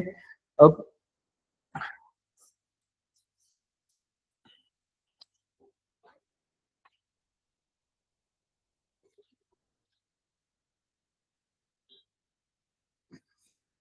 बेसिक डेफिनेशन के, hosting is a service that store our website file. हमारी जो वेबसाइट जो बनाई होती है लोकल पे, तो जिसमें इमेज होते हैं, मीडिया फाइल होती है, क्या बोलते हैं, CSS फाइल होती है, HTML फाइल होती है, वो सारी फाइल को एक जगह पे वो ऑनलाइन स्टोर करता है, राइट। एक सर्वर होता है, वहां पे वो सारी चीजें को स्टोर करता है and that connected to the internet, ताकि जब यूजर्स आपका डोमेन टाइप करे तो वो आपकी वेबसाइट को यूजर्स के द्वारा एक्सेसिबल हो सके, right. That's why we need a hosting. Simple layman language है कि कोई अगर आपकी वेबसाइट का डोमेन नेम टाइप करता है, तो ये होस्टिंग और सर्वर्स क्या करता है कि आपकी वेबसाइट को यूजर्स के द्वारा ऑनलाइन इजीली एक्सेसिबल करवा देता है। मतलब सर्विस प्रोवाइड करता है कि भाई किसी ने टाइप किया तो यहाँ से इंटरनेट से जहाँ पे होस्ट किया वहां से वो जो भी चीजें यूजर्स ने कॉल की होती है वो चीजें उसको डिस्प्ले करवाए, प्रोडक्ट है, सर्विस है, कुछ भी। Without hosting your domain is just name, क्योंकि आप कहीं पे होस्ट नहीं करोगे, आपके लोकल पे रहेगी, तो एंड यूजर उसको एक्सेस ही नहीं कर पाएंगे, right. Simple very lemon example है कि डोमेन नेम है आपका घर का एड्रेस है। आपने ये सब बना लिया कि मेरे को यहाँ पे घर बनाना है या घर का एड्रेस रखना है, लेकिन जो लैंड होती है जहाँ पे हम घर बनाते हैं वो हो गया हमारा होस्टिंग, राइट। क्लियर। अब डिफरेंट टाइप के होस्टिंग सर्विस अवेलेबल होते हैं मार्केट में। बिजनेस की नीड के अकॉर्डिंग हमें हमारे होस्टिंग प्रोवाइडर चूज करने होते हैं कि भाई मुझे किस में होस्टिंग सर्विसेज चाहिए। तो वेरी फर्स्ट होता है शेयर्ड होस्टिंग। शेयर्ड होस्टिंग में क्या होता है कि भाई आप चारों वेबसाइट बना रहे हो, आप चारों ने ऐसे सोचा कि चलो हम 4 मिनट की एक सर्वर ले लेते हैं, और सर्वर की स्पेस होती है मान लीजिए कि 4 GB की सर्वर की स्पेस ले ली आपने। तो आपने बोला क्योंकि आप अकेले लेने जाओगे तो आपको 4 GB, आपकी वेबसाइट तो होगी 1 GB for example, maximum maximum. तो बाकी का 3 GB आपके लिए वेस्टेज है। तो आप 4 मिनट कैसे सोचे कि हम एक ऑनलाइन सर्वर ले लेते और हम चारों मिलके एक ही सर्वर पे एक ही जगह पे हमारी वेबसाइट होस्ट करते हैं, राइट। फॉर एन एग्जाम्पल, आपने एक PG में जा रहे हो, आपने एक रूम ले लिया, ठीक है, फ्लैट ले लिया, और 4 रूम है, चारों के अलग अलग रूम है, सिंपल एग्जांपल में। क्लियर।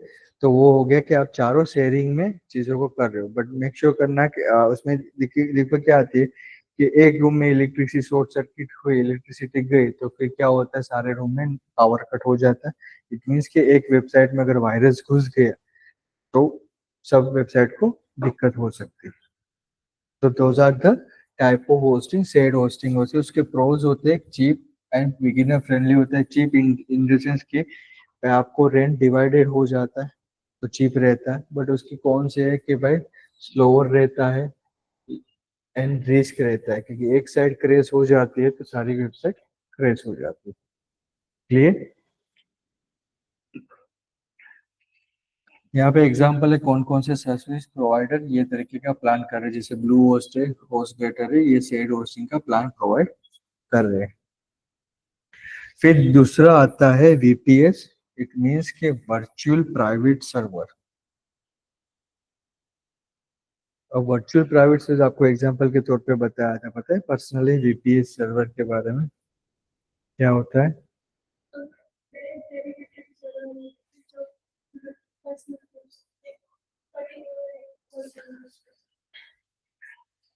एक एग्जांपल के तौर पे बताओ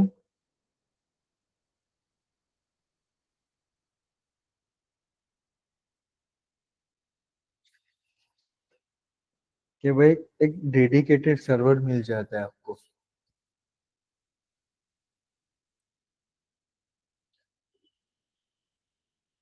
देखो ये एग्जांपल बहुत ही सही है। शेयर्ड होस्टिंग में क्या होता है कि एक सर्वर लिया,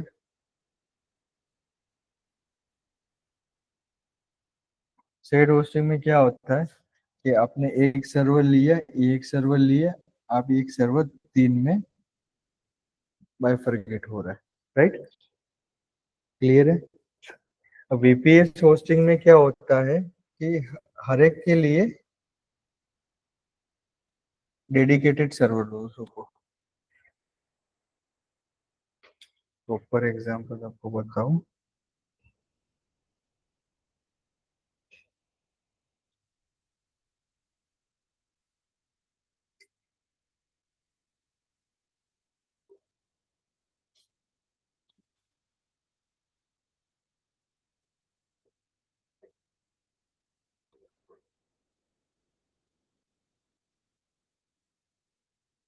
चलिए इसकी डेफिनेशन बता देता हूँ फिर आगे बताओ। सो वीपीएस सर्वर क्या होता है? Virtual private server. It acts like a dedicated server, मतलब कि मान लीजिए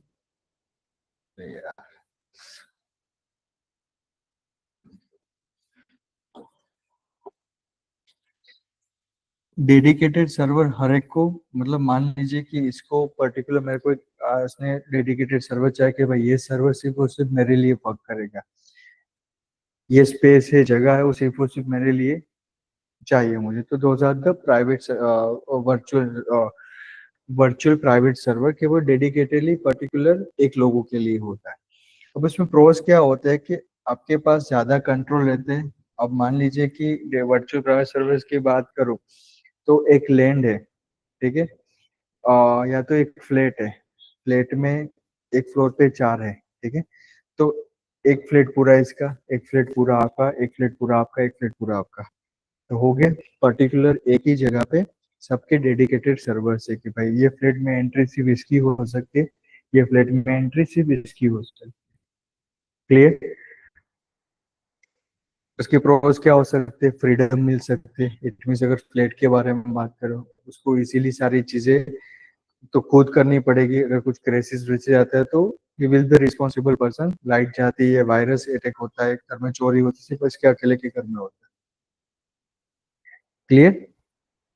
So these are the networks called virtual. Those are the X is a dedicated server.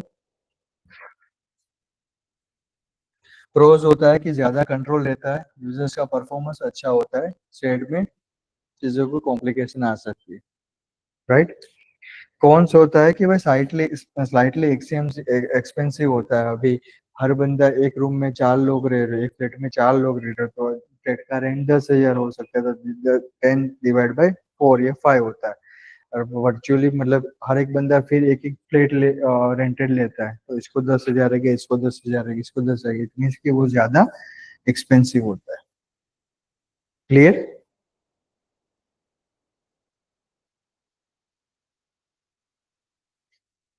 फिर तीसरे टाइप की होस्टिंग आती है डेडिकेटेड होस्टिंग। अब डेडिकेटेड होस्टिंग क्या होता है कि मान लीजिए कि आप प्लॉट ले रहे हो, एक प्लॉट ले रहे हो, जगह ऑक्यूपाई करो, तो ज्यादा dedicated to you only. Clear? तो यू रेंट एंटायर सर्वर, आपने पूरी जमीन ही खरीदी, मतलब कि भाई मुझे ये जगह पे ये प्लॉट बन रहा है, ये एक प्लॉट इसने लिया, एक प्लॉट इसने लिया। अब डेडिकेटेड सर्विस और दो सर्वर से ज्यादा एक्सपेंसिव हो सकते हैं, क्योंकि पहले आप रेंटेड शेयर कर रहे थे, फिर दूसरे में आप फ्लैट में शेयर कर रहे थे, अभी आपने पूरा प्लॉट ही टेनामेंट ले ले, तो ज्यादा एक्सपेंसिव भी रहेगा, राइट?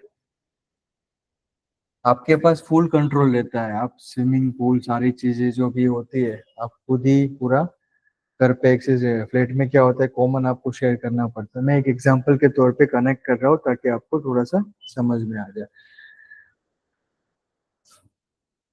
अब ये कब काम आता है कि जब कोई बड़ी बड़ी एजेंसी होती है। अब ये प्लॉट और वो सब कौन ले सकते हैं? बड़े बड़े बिजनेस ओनर्स ले सकते हैं, राइट? हम स्टूडेंट तो नहीं ले सकते। तो वही कि भाई ये कौन कौन ले सकते हैं? कोई लार्ज आपकी बिजनेस इंडस्ट्री है, जैसे अमेजोन है, तो वो लोग ये इस तरीके के उसको सर्वर की रिक्वायरमेंट होती है, क्योंकि उसके पास सारी चीजें उसको उसके कंट्रोल में होनी चाहिए। कौन ये रहता है कि भाई एक्सपेंसिव होता है और आपको टेक्नीशियन की जरूरत पड़ती है।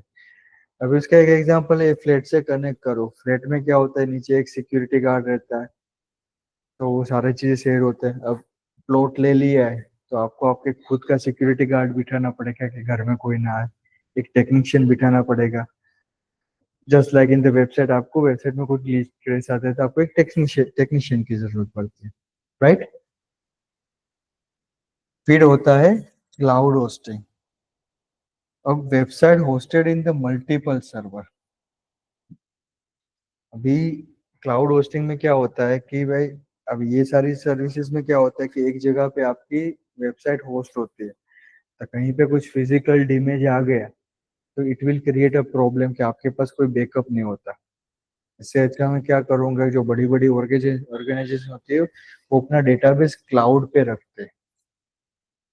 तो क्लाउड पे रखते से बेनिफिट होता है, वो एक जगह पे डेटा नहीं रहता है, दो अलग अलग जगह पे अपना डेटा स्टोर करते हैं। भाई एक जगह से अगर मेरे कोई दिक्कत आ गई तो दूसरी जगह से वो तुरंतली फाइल को बैकअप करके ताकि उसके यूजर्स बाउंस ना हो, फ्रस्ट्रेट ना हो। जैसे ये बहुत बड़ी बड़ी जाइंट कंपनी होती है, हालांकि अब तो वो खुद के ही सर्वर एस्टेब्लिश कर रहे हैं पूरा। पर जब पहले क्या करते थे कि भाई वो दो तीन जगह पे अपनी वेबसाइट, जैसे आप घर से बाहर जाते हो तो आप अपने घर की कीज दो तीन जगह पे अलग अलग जगह पे रख के जाते हो, भाई एक खो गई तो दूसरी तो आपको काम आएगी, मिलेगी।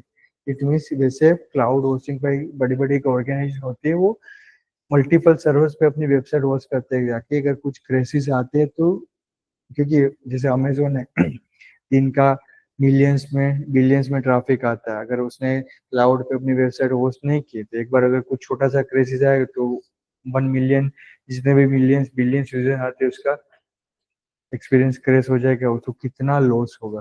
तो वो क्या करेगा कि भाई क्रैश हो जाए तो दूसरी सर्वर से तुरंत वो कनेक्ट करके चीजों को रिस्टोर कर देता है। क्लियर। तो those are the cloud hosting. उसके प्रोज है कि भाई स्केलेबल है, रिलायबल है, एंड पे एज यू गो। मतलब कि सारे सर्विस हम एक साथ यूटिलाइज नहीं कर रहे होते, जो स्पेस यूटिलाइज जितना जरूर पड़े उतना हम उसको यूटिलाइजिंग पे एज यू गो।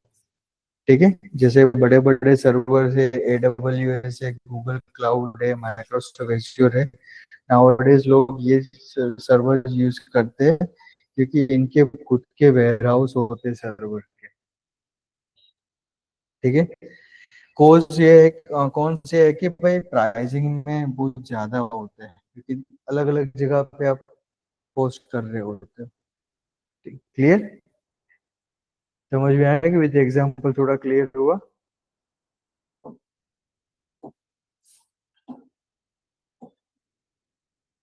फिर आजकल जो साइट सारी जो होती है वो खुद का होस्टिंग प्रोवाइड करती है। जैसे वर्डप्रेस में अगर साइट बना है तो वर्डप्रेस खुद का होस्टिंग सर्विस प्रोवाइड करती है। पहले ये नहीं करती थी, अब कर रहे हैं तो इजी हो जाता है कि वर्डप्रेस इस वेबसाइट के लिए इजी टू इंटीग्रेट होता है। अब इसका बेनिफिट क्या होता है कि प्री इंस्टॉल वर्डप्रेस में आती है। कौन से यही रहता है कि भाई ये सिर्फ वर्डप्रेस की वेबसाइट के लिए होस्टिंग करेगी।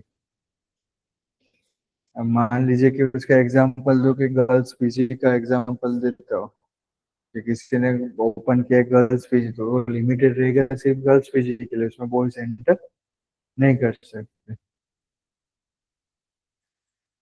अब एक होता है reseller type of hosting, reseller कि भाई मैंने एक लैंड ही पूरी परचेस कर ली, ठीक है, और फिर मैं रीसेल करता हूँ कि भाई लैंड में तेरे को जगह चाहिए, तेरे को जगह चाहिए, उस तरीके से पूरा रीसेल में करता हूँ।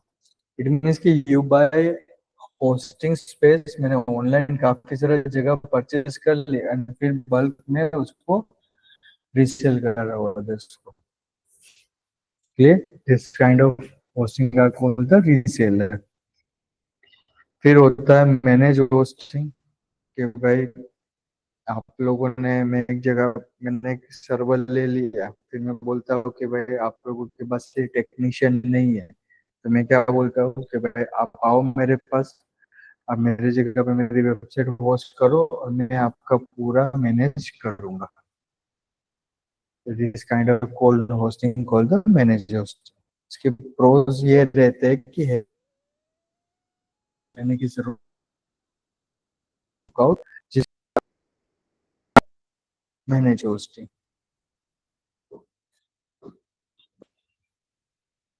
Clear clear. सो अभी तक हमने सीखा है क्या क्या चीजें सीखी अभी तक। अभी तक हमने सीखा था वेरी फर्स्ट डोमेन। डोमेन के बारे में ईच एंड एवरीथिंग।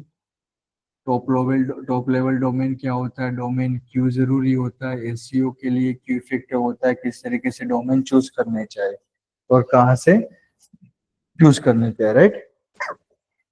फिर हमने सीखा कि एक बार हमने डोमेन ले लिया लेकिन उसको कहीं ना कहीं क्या करने की जरूरत पड़ती है।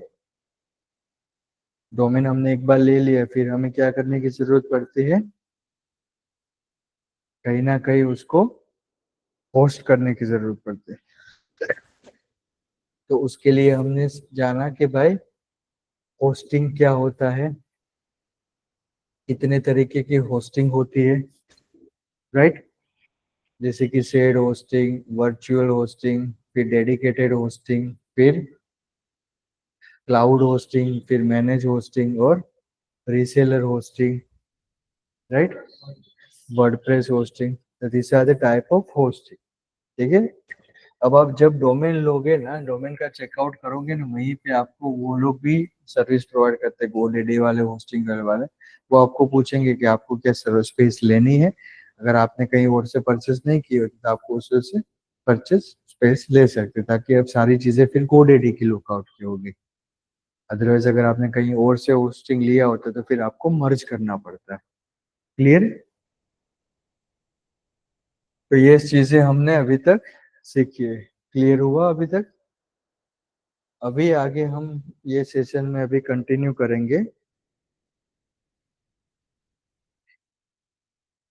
एक बार हमने डोमेन ले लिया, पहले सबसे फंडामेंटल सीखा और फिर हमने आइडेंटिफाई किया कि हमारे बायर्स के पर्सोना किस तरीके से होने चाहिए।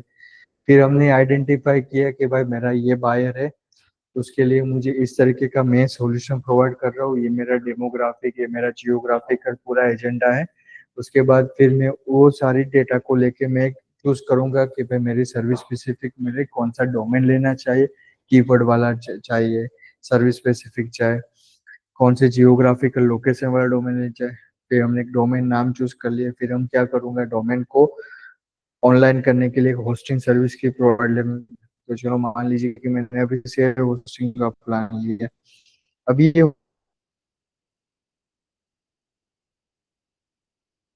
हो गया कि भाई मेरा एक स्ट्रक्चर धीरे धीरे ऊपर से नीचे रेडी हो रहा है। अब मैं क्या करूंगा कि अब मैं मेरी वेबसाइट के बारे में सोचूंगा। मैं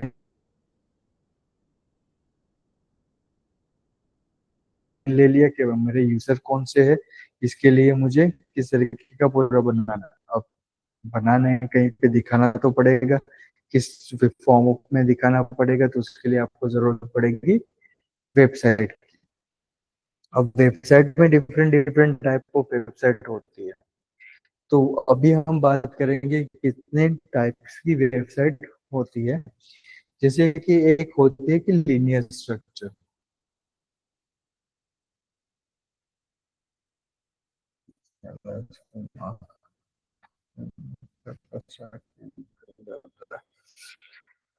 एक होती है लीनियर स्ट्रक्चर वेबसाइट। अभी लीनियर स्ट्रक्चर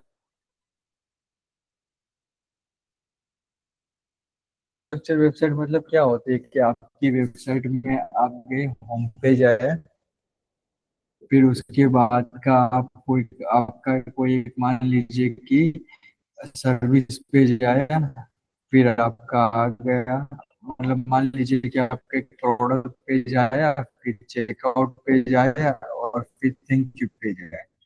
एक ही सीक्वेंस में आपके पास एक ही प्रोडक्ट है।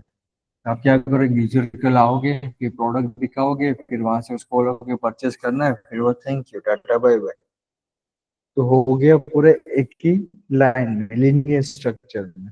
इट मीन्स के pages arrange in the straight path, कोई यहाँ से दूसरा पेज नहीं है, यहाँ से दूसरा कोई प्रोडक्ट पेज नहीं है, ये प्रोडक्ट पेज वन है तो product page two, product page three, ऐसा कुछ नहीं है, एक ही प्रोडक्ट है, पूरा एक स्ट्रक्चर। यूजर की जर्नी एक बार आता है तो फिर परचेस करना है तो थैंक यू तक पहुंचता है। तो यूजर्स की जर्नी क्या होती है, स्ट्रेट पाथ, यूजर को पता है वो कौन से फ्लो में कहाँ पे है। क्लियर। डिसएडवांटेज है कि भाई यूजर सीक्वेंस बंक नहीं कर सकता, डायरेक्टली चेकआउट तक नहीं पहुंच सकता, डायरेक्टली थैंक यू तक नहीं पहुंच सकता। फ्लो यही मैनेज उसको करना पड़ेगा, एक स्टेप पूरा करोगे तभी जाके दूसरा स्टेज आएगा। क्लियर। क्लियर। फिर दूसरी होती है ट्री टाइप वेबसाइट, जिसमें क्या होता है कि भाई होम पेज आया, फिर उसमें क्या होता है कैटेगरी वन मतलब कैटेगरीज टू, कैटेगरीज थ्री, फिर इसके नीचे पेज वन, फिर इसके नीचे पेज टू, इसके नीचे पेज थ्री, उस तरीके से पूरा ट्री में, पूरा हायरकी ट्री में बना हुआ होता है। Right. The most common type है, क्योंकि हर लोग इस तरह की वेबसाइट बनाए, is like a family tree. आपकी फैमिली में कैसे होता है, ट्री होता है, आपके दादा होते हैं, फिर आपके फादर मतलब दादा दादा दादी होते हैं, फिर पूरा हायरकी ट्री होता है, जिसे होम पेज, कैटेगरीज, फिर उसके सब पेजेस। आइडियली ये website type of website work करती है जो कॉर्पोरेट वेबसाइट होती है, ई कॉमर्स वेबसाइट होती है, या blog with the multiple categories होती है, उसके लिए इस तरीके की वेबसाइट स्ट्रक्चर यूज होती है। एडवांटेज है कि भाई इजी टू नेविगेट है, क्योंकि एक पेज में से दूसरे पेज में, कैटेगरी से दूसरे पेज में इजी टू नेविगेट होता है। डिसएडवांटेज है कि भाई अगर आपने बहुत सारी इंटरनेट, यहाँ से यहाँ चले गए, यहाँ से यहाँ चले गए, फिर यहाँ से यहाँ चले गए, यहाँ से यहाँ चले गए, तो कॉम्प्लेक्सिटी बढ़ जाती है इसके लिए। इसका एक डिसएडवांटेज है कि भाई आप अगर कर रहे हो तो प्रॉपर तरीके से आपकी हायरार्की मेंटेन करो, ताकि आपको भी पता चले यूजर्स को कहाँ से कहाँ लेके गया हो, और यूजर्स को भी पता चले फ्रस्ट्रेट ना। Right? These are the called the hierarchy structure.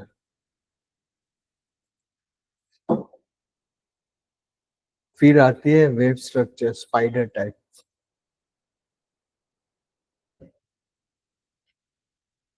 अब इस तरीके की वेबसाइट किस टाइप की होती है कि मान लीजिए आपका होम पेज है, फिर यहाँ पे आपका product one, page one, page two, page three, फिर पेज फोर है। अब ये पेज यहाँ से भी इंटर कनेक्ट होता है, फिर इसके नीचे कैटेगरी वन, फिर यहाँ पे सर्विस वन, फिर यहाँ पे कैटेगरी टू, कैटेगरी थ्री, फिर ये पेज यहाँ पे इंटरलिंक होता है, ये पेज यहाँ पे होता है, ये पेज यहाँ पे होता है, एक पूरा मकड़ी के जाले जैसा होता है। एक पेज प्रॉपर रिडायरेक्ट होता है, ऐसा नहीं कि फालतू फालतू रिडायरेक्ट, जहाँ से जो रिलेवेंट इंफॉर्मेशन होती है, हाइपर टेक्स्ट होते हैं, एंकर टेक्स्ट होते हैं, उस पर रिलेवेंट होते हैं। तो this are the page, those are the highly interconnected and allowing user to jump in the across the topic। जैसे Wikipedia is the best example. Wikipedia open करोगे आपको मल्टीपल लिंक्स मिलेंगे, तो ज्यादा रिलेवेंट एंकर टेक्स्ट पे links होते हैं। तो जब कब काम करते हैं कि नॉलेजेबल वेबसाइट जो होती है ना, एजुकेशनल वेबसाइट होती है, वहां पे इसे, क्योंकि यूजर्स को एक चीज के बारे में दूसरी चीज से, अगर मैं कुछ चीजों के बारे में लिख रहा हूँ, फिर वहां पे आया कि भाई नॉलेज करके, तो नॉलेज के बारे में मुझे फर्दर जानना है, तो मैं पे क्लिक करूंगा तो फिर वहां पे उसके आ जाएंगे। तो जैसे मैं एक डिक्शनरी टाइप बना रहा हूँ, तो एजुकेशनल वेबसाइट, नॉलेजेबल वेबसाइट के लिए ये हायर किस तरीके से हो, लेकिन प्रॉपरली आपको ऑप्टिमाइज करनी पड़ेगी, अदरवाइज यूजर्स कंफ्यूज हो जाता है कि भाई वो कहाँ से क्या चीजें में आए। राइट। क्लियर।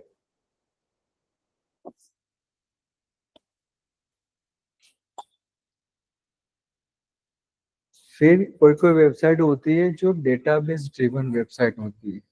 अब डेटाबेस ड्रिवन वेबसाइट किस तरीके से वेबसाइट होती है कि भाई यूजर्स की रन टाइम क्वेरीज के ऊपर वो कंटेंट जनरेट कर रहे हैं, जैसे अमेजोन हो गए।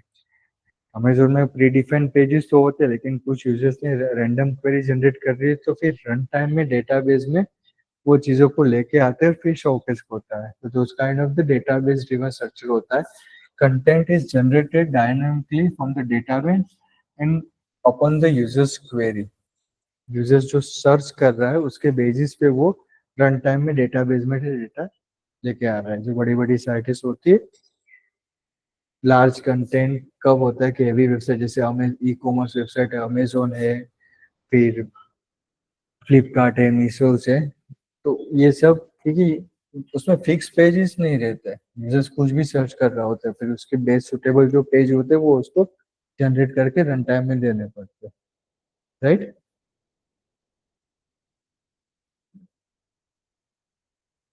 क्लियर है। जैसे डेटाबेस ड्रिवन का बेस्ट एग्जांपल आप Pinterest भी कर सकते हो, अमेजोन जैसा मैंने बोला कि Pinterest में को लोग सर्च करते हैं मुझे इस तरीके की इमेज चाहिए, तो उसके कोई पेज फिक्स नहीं होते, उसके लिए जो बेस्ट सुटेबल होते हैं यूजर्स की कैलकुलेट है उसमें से डेटाबेस में से वो डेटा लेके आता है, फिर यूजर्स को दिखाता है। तो फिक्स पेजेस नहीं देता है कि भाई यूजर्स ने ये सर्च किया तो यही दिखाना है, क्वेरीज चेंज होती रहती है, तो उस तरीके से कंटेंट भी ऑटो चेंज होते रहते हैं, राइट।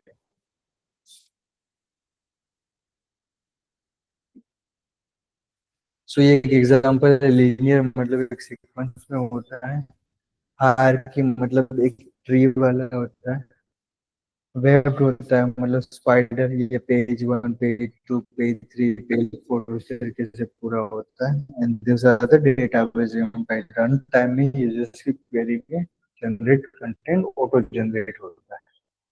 क्लियर है यहाँ तक। जैसे लीनियर स्ट्रक्चर का example home page page page two, और आपका एक ही सीक्वेंस में पूरा खत्म आइदर और दिस वे। ये हो गया hierarchy structure, home page page page फिर पेज के भी सब पेज, और ये हो गया आपका एक पेज में से स्पाइडर टाइप, और लास्ट आता है डेटाबेस ड्रिवन, मतलब यूजर्स होम पेज आपको यहाँ पे कंटेंट क्या दिखाना है, यूजर्स की जो क्वेरीज होती है उसके बेसिस पे कंटेंट दिखाना है, राइट। अब वेबसाइट स्ट्रक्चर क्यों इम्पोर्टेंट होता है उसको क्विकली गो थ्रू कर लेते हैं कि भाई आपके जो यूजर्स होते हैं ना उसका एक्सपीरियंस इम्प्रूव करता है। अगर आपकी वेबसाइट का स्ट्रक्चर प्रॉपर नहीं है, कहीं से भी कहीं लोग घुस रहे हैं या जा रहे हैं, एक चेंज हो रहे हैं एक टॉपिक में से दूसरे टॉपिक में, तो यूजर फ्रस्ट्रेट हो जाएगा। अगर आपका प्रॉपर वेबसाइट स्ट्रक्चर होएगा तो यूजर्स को पता चलेगा कि वो कहाँ से कौन से पेज है। जैसे अमेजोन में आप कभी भी कुछ भी सर्च करोगे you will never get a board, और आपको पता है कि आपको क्या सर्च करके आएगा।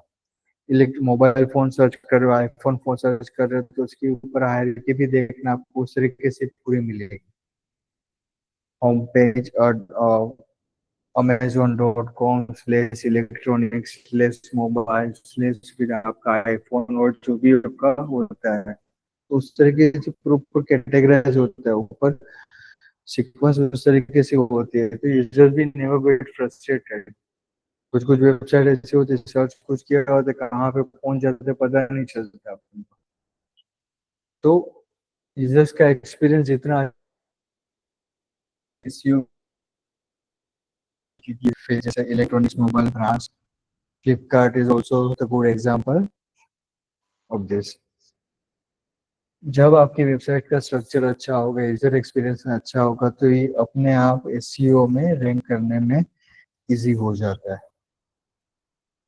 क्योंकि यूजर का एक्सपीरियंस कब अच्छा होगा, क्योंकि उसको रिलेवेंट इंफॉर्मेशन मिलेगी। इट मीन्स कि आपका कंटेंट क्वालिटी अच्छा होगा, और जितना वो स्टे करेगा उतना देर आर चांसेस कि आपकी वेबसाइट में कुछ ना कुछ चीजें वो देखेगा, तो आपका स्टे टाइम बढ़ेगा। तो इट मीन्स कहीं ना कहीं आपका एसईओ में हेल्प करता है। और search engine also crawl the website based on the structure. Search engine Google का क्रॉलर आता है, तो मैंने जैसे बताया गूगल का क्रॉलर फ्रंट साइड देखता है, नहीं देखता, वो बैक एंड साइड देखता है। प्लीज मोबाइल रख दीजिए, मोबाइल रख दीजिए, कुछ इंपॉर्टेंट है तो कर लीजिए। तो गूगल का जो क्रॉलर होता है वो कभी भी फ्रंट साइड नहीं देखता, वो बैक एंड साइड देखते हैं, जो ऐसे मैं बताऊंगा कोडिंग साइड करता है। तो गूगल को वहीं से पता चलेगा कि आपकी वेबसाइट का स्ट्रक्चर किस तरीके का है, तो उस हिसाब से वो सारी चीज़ों को प्लान आउट करेगा। और जितनी अच्छी इंटरनल लिंकिंग रहेगी उतना अच्छा आपकी ऑथोरिटी वेबसाइट का ट्रस्ट जनरेट होगा। क्लियर है?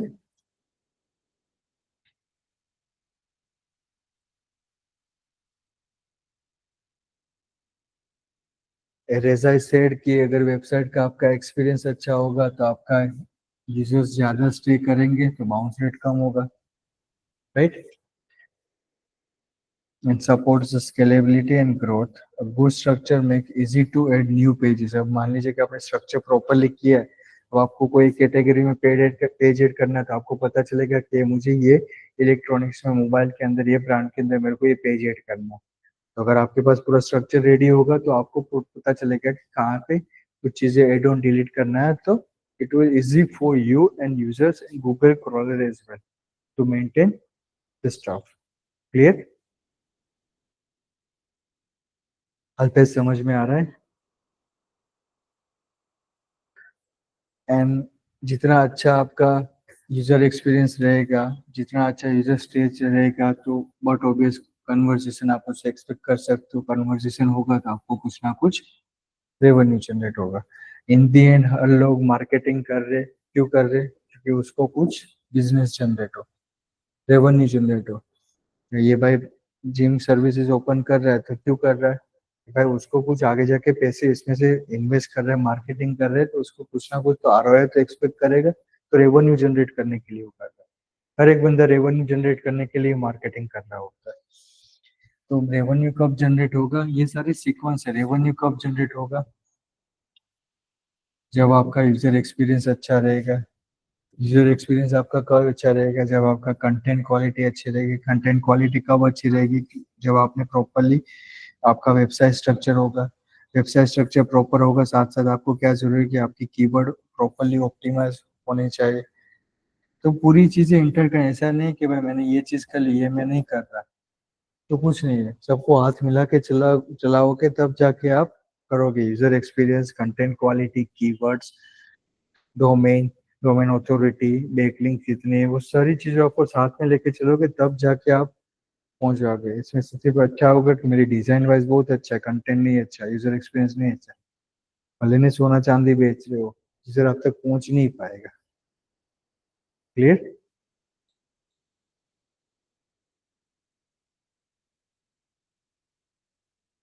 अब ये बात कर लेते हैं।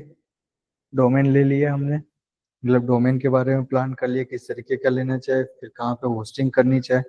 फिर हमने बात कर ली कि मैंने माइंड में डिसाइड कर लिया कि मेरी ये वेबसाइट है, इसका स्ट्रक्चर मेरा वेब स्ट्रक्चर होता है फॉर एन एग्जाम्पल।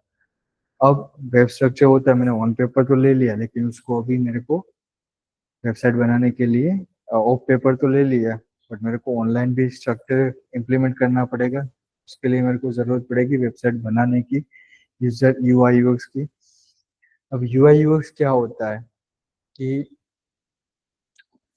आपने एप्लीकेशन एक डाउनलोड की, ठीक है? मान लीजिए कि आपने ओला की एप्लीकेशन डाउनलोड की। अब आप ओला ने एप्लीकेशन में डाउनलोड करते हो, फिर आप वहाँ पे साइन अप करते हो, फिर आप जहाँ से राइड बुक करवाने टू लोकेशन डालते हो, एन लोकेशन डालते हो, आपकी राइड बुक हो जाती है। फिर बंदा लेने आता है, आप ओटीपी डालते हो, फिर आपकी राइड कंप्लीट हो जाती है और आपको थैंक यू का मैसेज आता है। तो वो हो गया आपका एक यूजर्स का एक्सपीरियंस कि कोई भी वेबसाइट में यूजर्स आता है तो उसका यूजर्स का एक्सपीरियंस जर्नी कैसी रहती है, कोई भी प्रोडक्ट परचेज स्टार्टिंग से एंड तक उसकी जर्नी कैसी रहती है, which is called the user experience. And UI क्या होता है? User interface. इट मीन्स कि आपने एप्लीकेशन डाउनलोड की, आपको दिखने में उसका डैशबोर्ड कैसा लग रहा है, कि भाई हर एक स्टेज में उसको आपको इजीली सारी चीजें विजिबल है। अब आपने डाउनलोड की, भले ही अच्छी एप्लीकेशन है, यूजर एक्सपीरियंस उसमें स्मूथ है कि आप इजीली राइड बुक कर सकते हो, लेकिन आपको पता ही नहीं चल रहा है कि मेरे को कहाँ से बुक करनी है, कहाँ टू डालना है, कहाँ एंड लोकेशन डालना है, पेमेंट मेथड कैसे है। तो यूआई, क्योंकि यूआई एक विजुअलाइजेशन होता है, डैशबोर्ड होता है जो आपको दिखता है। मारुति का एग्जांपल लो, आप गाड़ी परचेस करने जाते हो तो यूआई इट मीन्स कि यूजर इंटरफेस कैसे, गाड़ी बाहर से कैसे दिखती है, अंदर से कैसे दिखती है, डैशबोर्ड उसका कैसा देता है, जो ब्रेक पेज, क्लच, सारी जगह अपने हैंडल है, स्टीयरिंग में क्या क्या फंक्शन, वो हो गया यूजर्स का इंटरफेस। अब गाड़ी चला रहे हो which is called your user experience. Clear?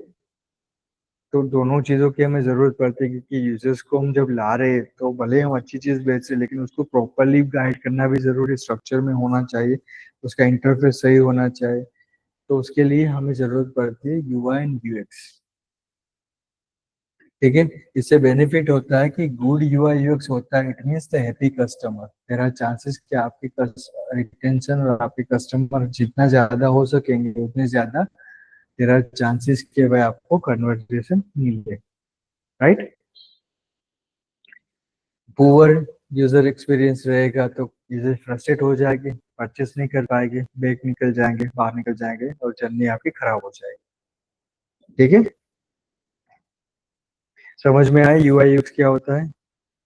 UI क्या होता है? एग्जांपल की जो एग्जांपल दिया उसी एग्जांपल को रिपीट करोगे। यूआई क्या होता है? User experience. या यूएक्स क्या होता है? User interface. और यूजर एक्सपीरियंस क्या होता है? यूजर इंटरफेस जैसे कि गाड़ी का लुक कैसी दिखती है, डैशबोर्ड और इनका इंटीरियर कैसा है, यूजर एक्सपीरियंस उसको गाड़ी चलाने में कैसी। राइट। आपकी वेबसाइट पे लोग आ रहे हैं तो आपकी वेबसाइट कैसी दिख रही है? बैनर है, हेडिंग है, एनिमेशन है, कलर कॉम्बिनेशन कैसा है, वो आपका हो गया यूजर का इंटरफेस। और यूजर एक्सपीरियंस मतलब कि वेबसाइट पे आने के बाद कुछ सर्विस प्रोडक्ट परचेस कर रहे हैं ये, तो उसकी चेकआउट तक की जर्नी, कोई भी सर्विसेज है, कॉन्टेक्ट तक जर्नी उसकी कैसी रहे, वो रहेगा यूजर का एक्सपीरियंस। राइट?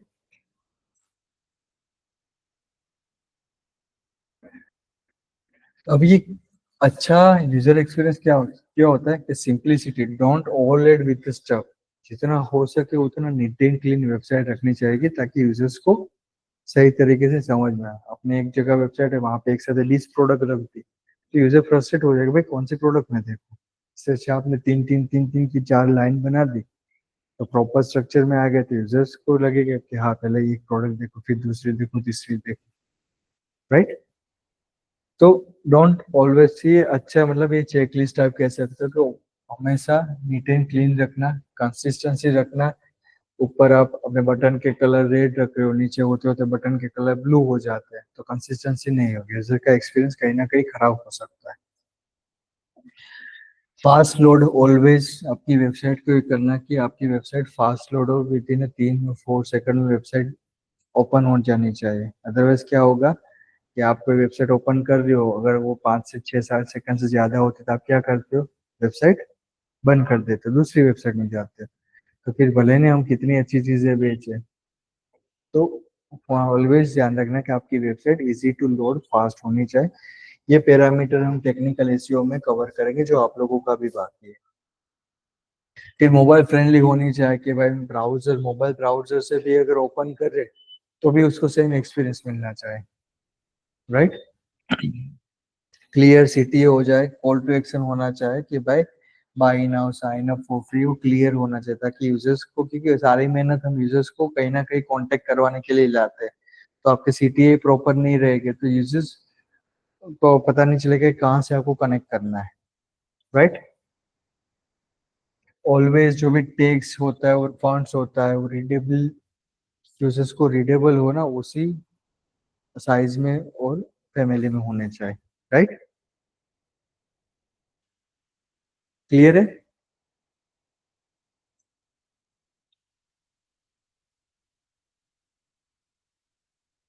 जैसे कार का एग्जांपल ही है, UX mean how smooth the ride is, user का एक्सपीरियंस कैसा है। इन यूआई मीन कि भाई उसका डैशबोर्ड कितना अच्छा दिख रहा है। सिंपल एग्जांपल है। राइट? सबसे मेन चीज बताए कि भाई अकेले यूजर एक्सपीरियंस अच्छा होने से कोई मतलब नहीं, और यूजर इंटरफेस भी अकेला अच्छा होने से, दोनों का कंबाइन होना चाहिए। गाड़ी अगर बाहर से अच्छी दिखती है लेकिन चलाने में नहीं मजा आ रही तो लोग परचेस करेंगे नहीं करेंगे। अगर गाड़ी बाहर से अच्छी नहीं दिख रही लेकिन वो 80 हजार क्या बोलते हैं 200 की स्पीड तक जाती है, यूजर परचेस करेंगे नहीं करेंगे। यूजर क्या चाहता है कि उसको दोनों चीज कंबाइन में इक्विवेलेंट मिलनी चाहिए, तब जाके लोग परचेस करते हैं। राइट?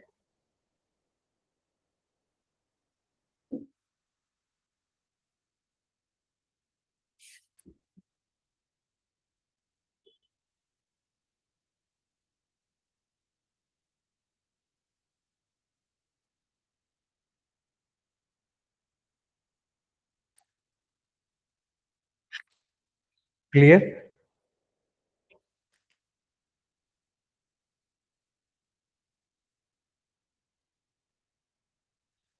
अब ये चीज है कि हमने बात कर ली कि भाई हमारे यूजर एक्सपीरियंस अच्छा होना चाहिए, सारी चीजें प्रॉपरली होनी चाहिए, राइट? अब हम बात करते हैं कि हमारे एक कोई लैंडिंग पेज बनाना है, तो हमें वो लैंडिंग पेज कैसे बनाना चाहिए। जैसे लैंडिंग पेज के भाई मैं कोई एडवर्टाइज के लिए एक पेज बना रहा हूँ, तो मुझे एक पेज डिजाइन किस तरीके से करना चाहिए। जैसे आपने बड़े बड़े होर्डिंग्स देखे, बड़ी बड़ी एडवर्टाइज के देखे, तो किस तरीके से होता है। तो ऑलवेज जो उसकी हेडलाइन होती है ना,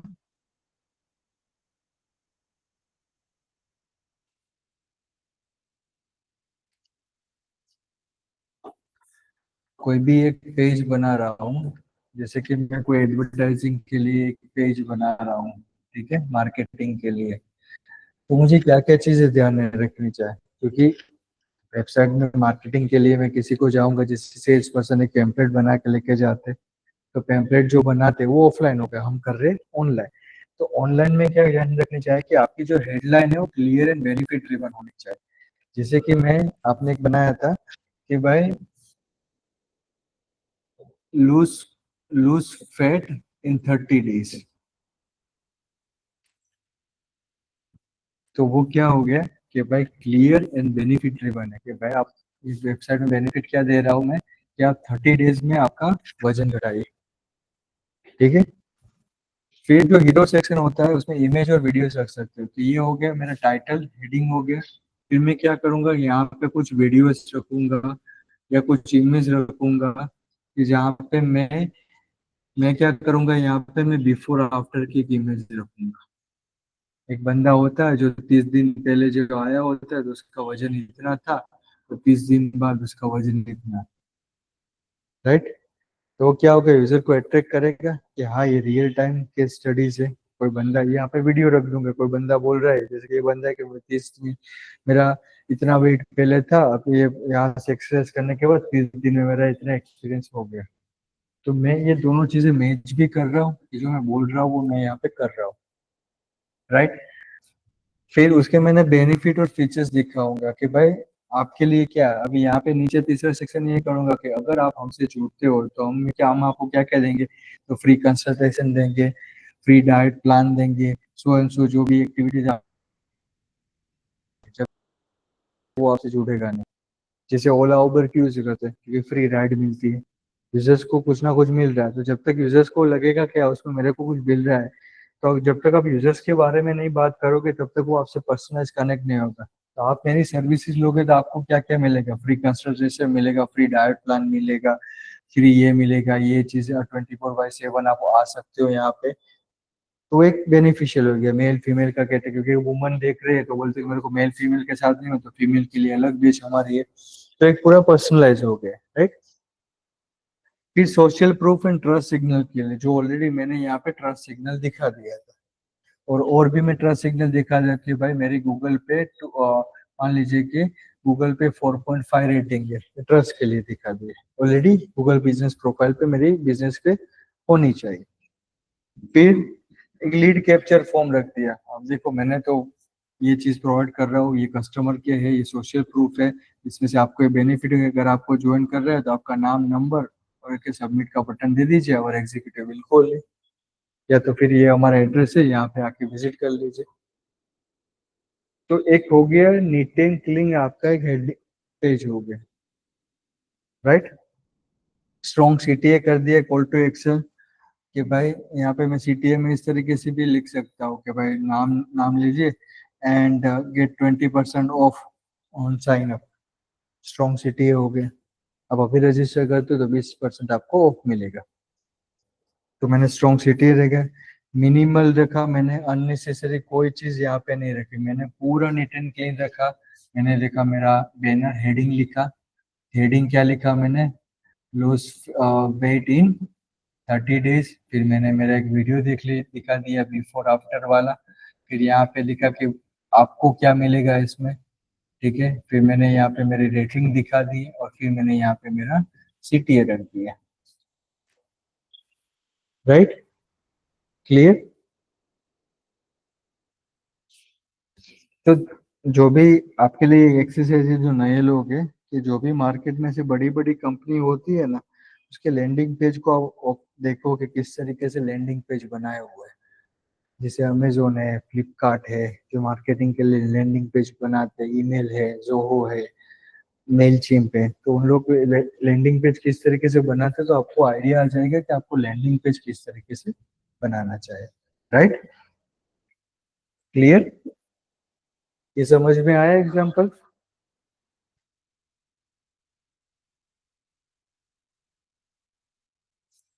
लैंडिंग पे ऑप्टिमाइज करने के कुछ स्ट्रेटेजीज भी है कि भाई ऑलवेज आपको A B testing plan out करें। अगर मेरा प्लान ए वर्क नहीं कर रहा तो मेरे पास ऑलवेज बी प्लान होना चाहिए। अगर मेरा लैंडिंग पेज जो इस तरीके से मैंने बनाया है वो वर्क नहीं किया, मेरे पास दूसरा उसका ऑप्शन होना चाहिए कि भाई मैंने यहाँ शायद ये मैं मार्क करता हूँ, चलो ये पेज पूरा यहाँ से यहाँ तक पूरा सेम है, मैंने सीटीए दोनों के चेंज कर दिए। यहाँ पे लिखा कि sign up now and get 20% off, मैंने यहाँ पे लिखा है कि भाई sign up now and get 50% off, मैंने सीटीए चेंज कर दिया।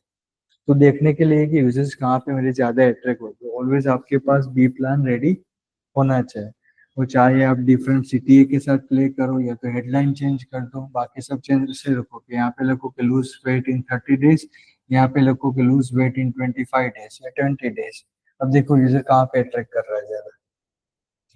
ठीक है, शॉर्ट फॉर्म्स में होना चाहिए कि भाई उसको क्या मिल रहा है वही वहां पे होना चाहिए। मोबाइल ऑप्टिमाइज प्रॉपरली होना चाहिए, मतलब मोबाइल फ्रेंडली होना चाहिए कि ब्राउजर से भी ओपन करें। लोडिंग स्पीड 3 सेकंड से कम होनी चाहिए ताकि यूजर्स के लिए इजी टू हो जाए, अगर वो फ्रस्ट्रेट हो जाएगा otherwise. Trust factor always add करो, reviews, logos, client, secure payment icon, वो सारी चीजें आप अगर पेमेंट ले रहे हो क्लाइंट से तो वो चीजें ऐड करो। और क्लैरिटी प्रॉपरली क्रिएटिव, मतलब क्लियर मैसेजिंग जितना होगा उतना इजी रहेगा कि यूजर जर्नी परचेस कर सकता है। क्लियर। तो जब भी आप अपने पेज का, वेबसाइट के पेज बनाओ या कोई भी बना लैंडिंग पेज मार्केटिंग के लिए, तो ये चीजें हमेशा ध्यान रखना है कि जब तक यूजर्स को उसमें से क्या मिलेगा उसके बारे में बात नहीं करोगे। मैं एक कंपनी है वहां पे सिर्फ मैं अपनी बना बढ़ाई कर रहा हूँ कि मेरी कंपनी तो ये है, ये प्रोवाइड करती है, ये करते वो करते, तो कोई यूजर्स आएगा नहीं यार पढ़ने में, नहीं भाई ये तो भाई मार्केटिंग क्या डायरेक्टली अभी माइंड में ये है तो मार्केटिंग टाइप का कंटेंट है। लेकिन मैं यहाँ पे बोलूँगी कि आप मेरे पास आओगे तो आपको ये बेनिफिट दूंगा, आपके लिए ये चीजें ऑफर है, तो क्या यूजर अट्रैक्ट होगा? डेफिनेटली होगा। राइट। तो जब तक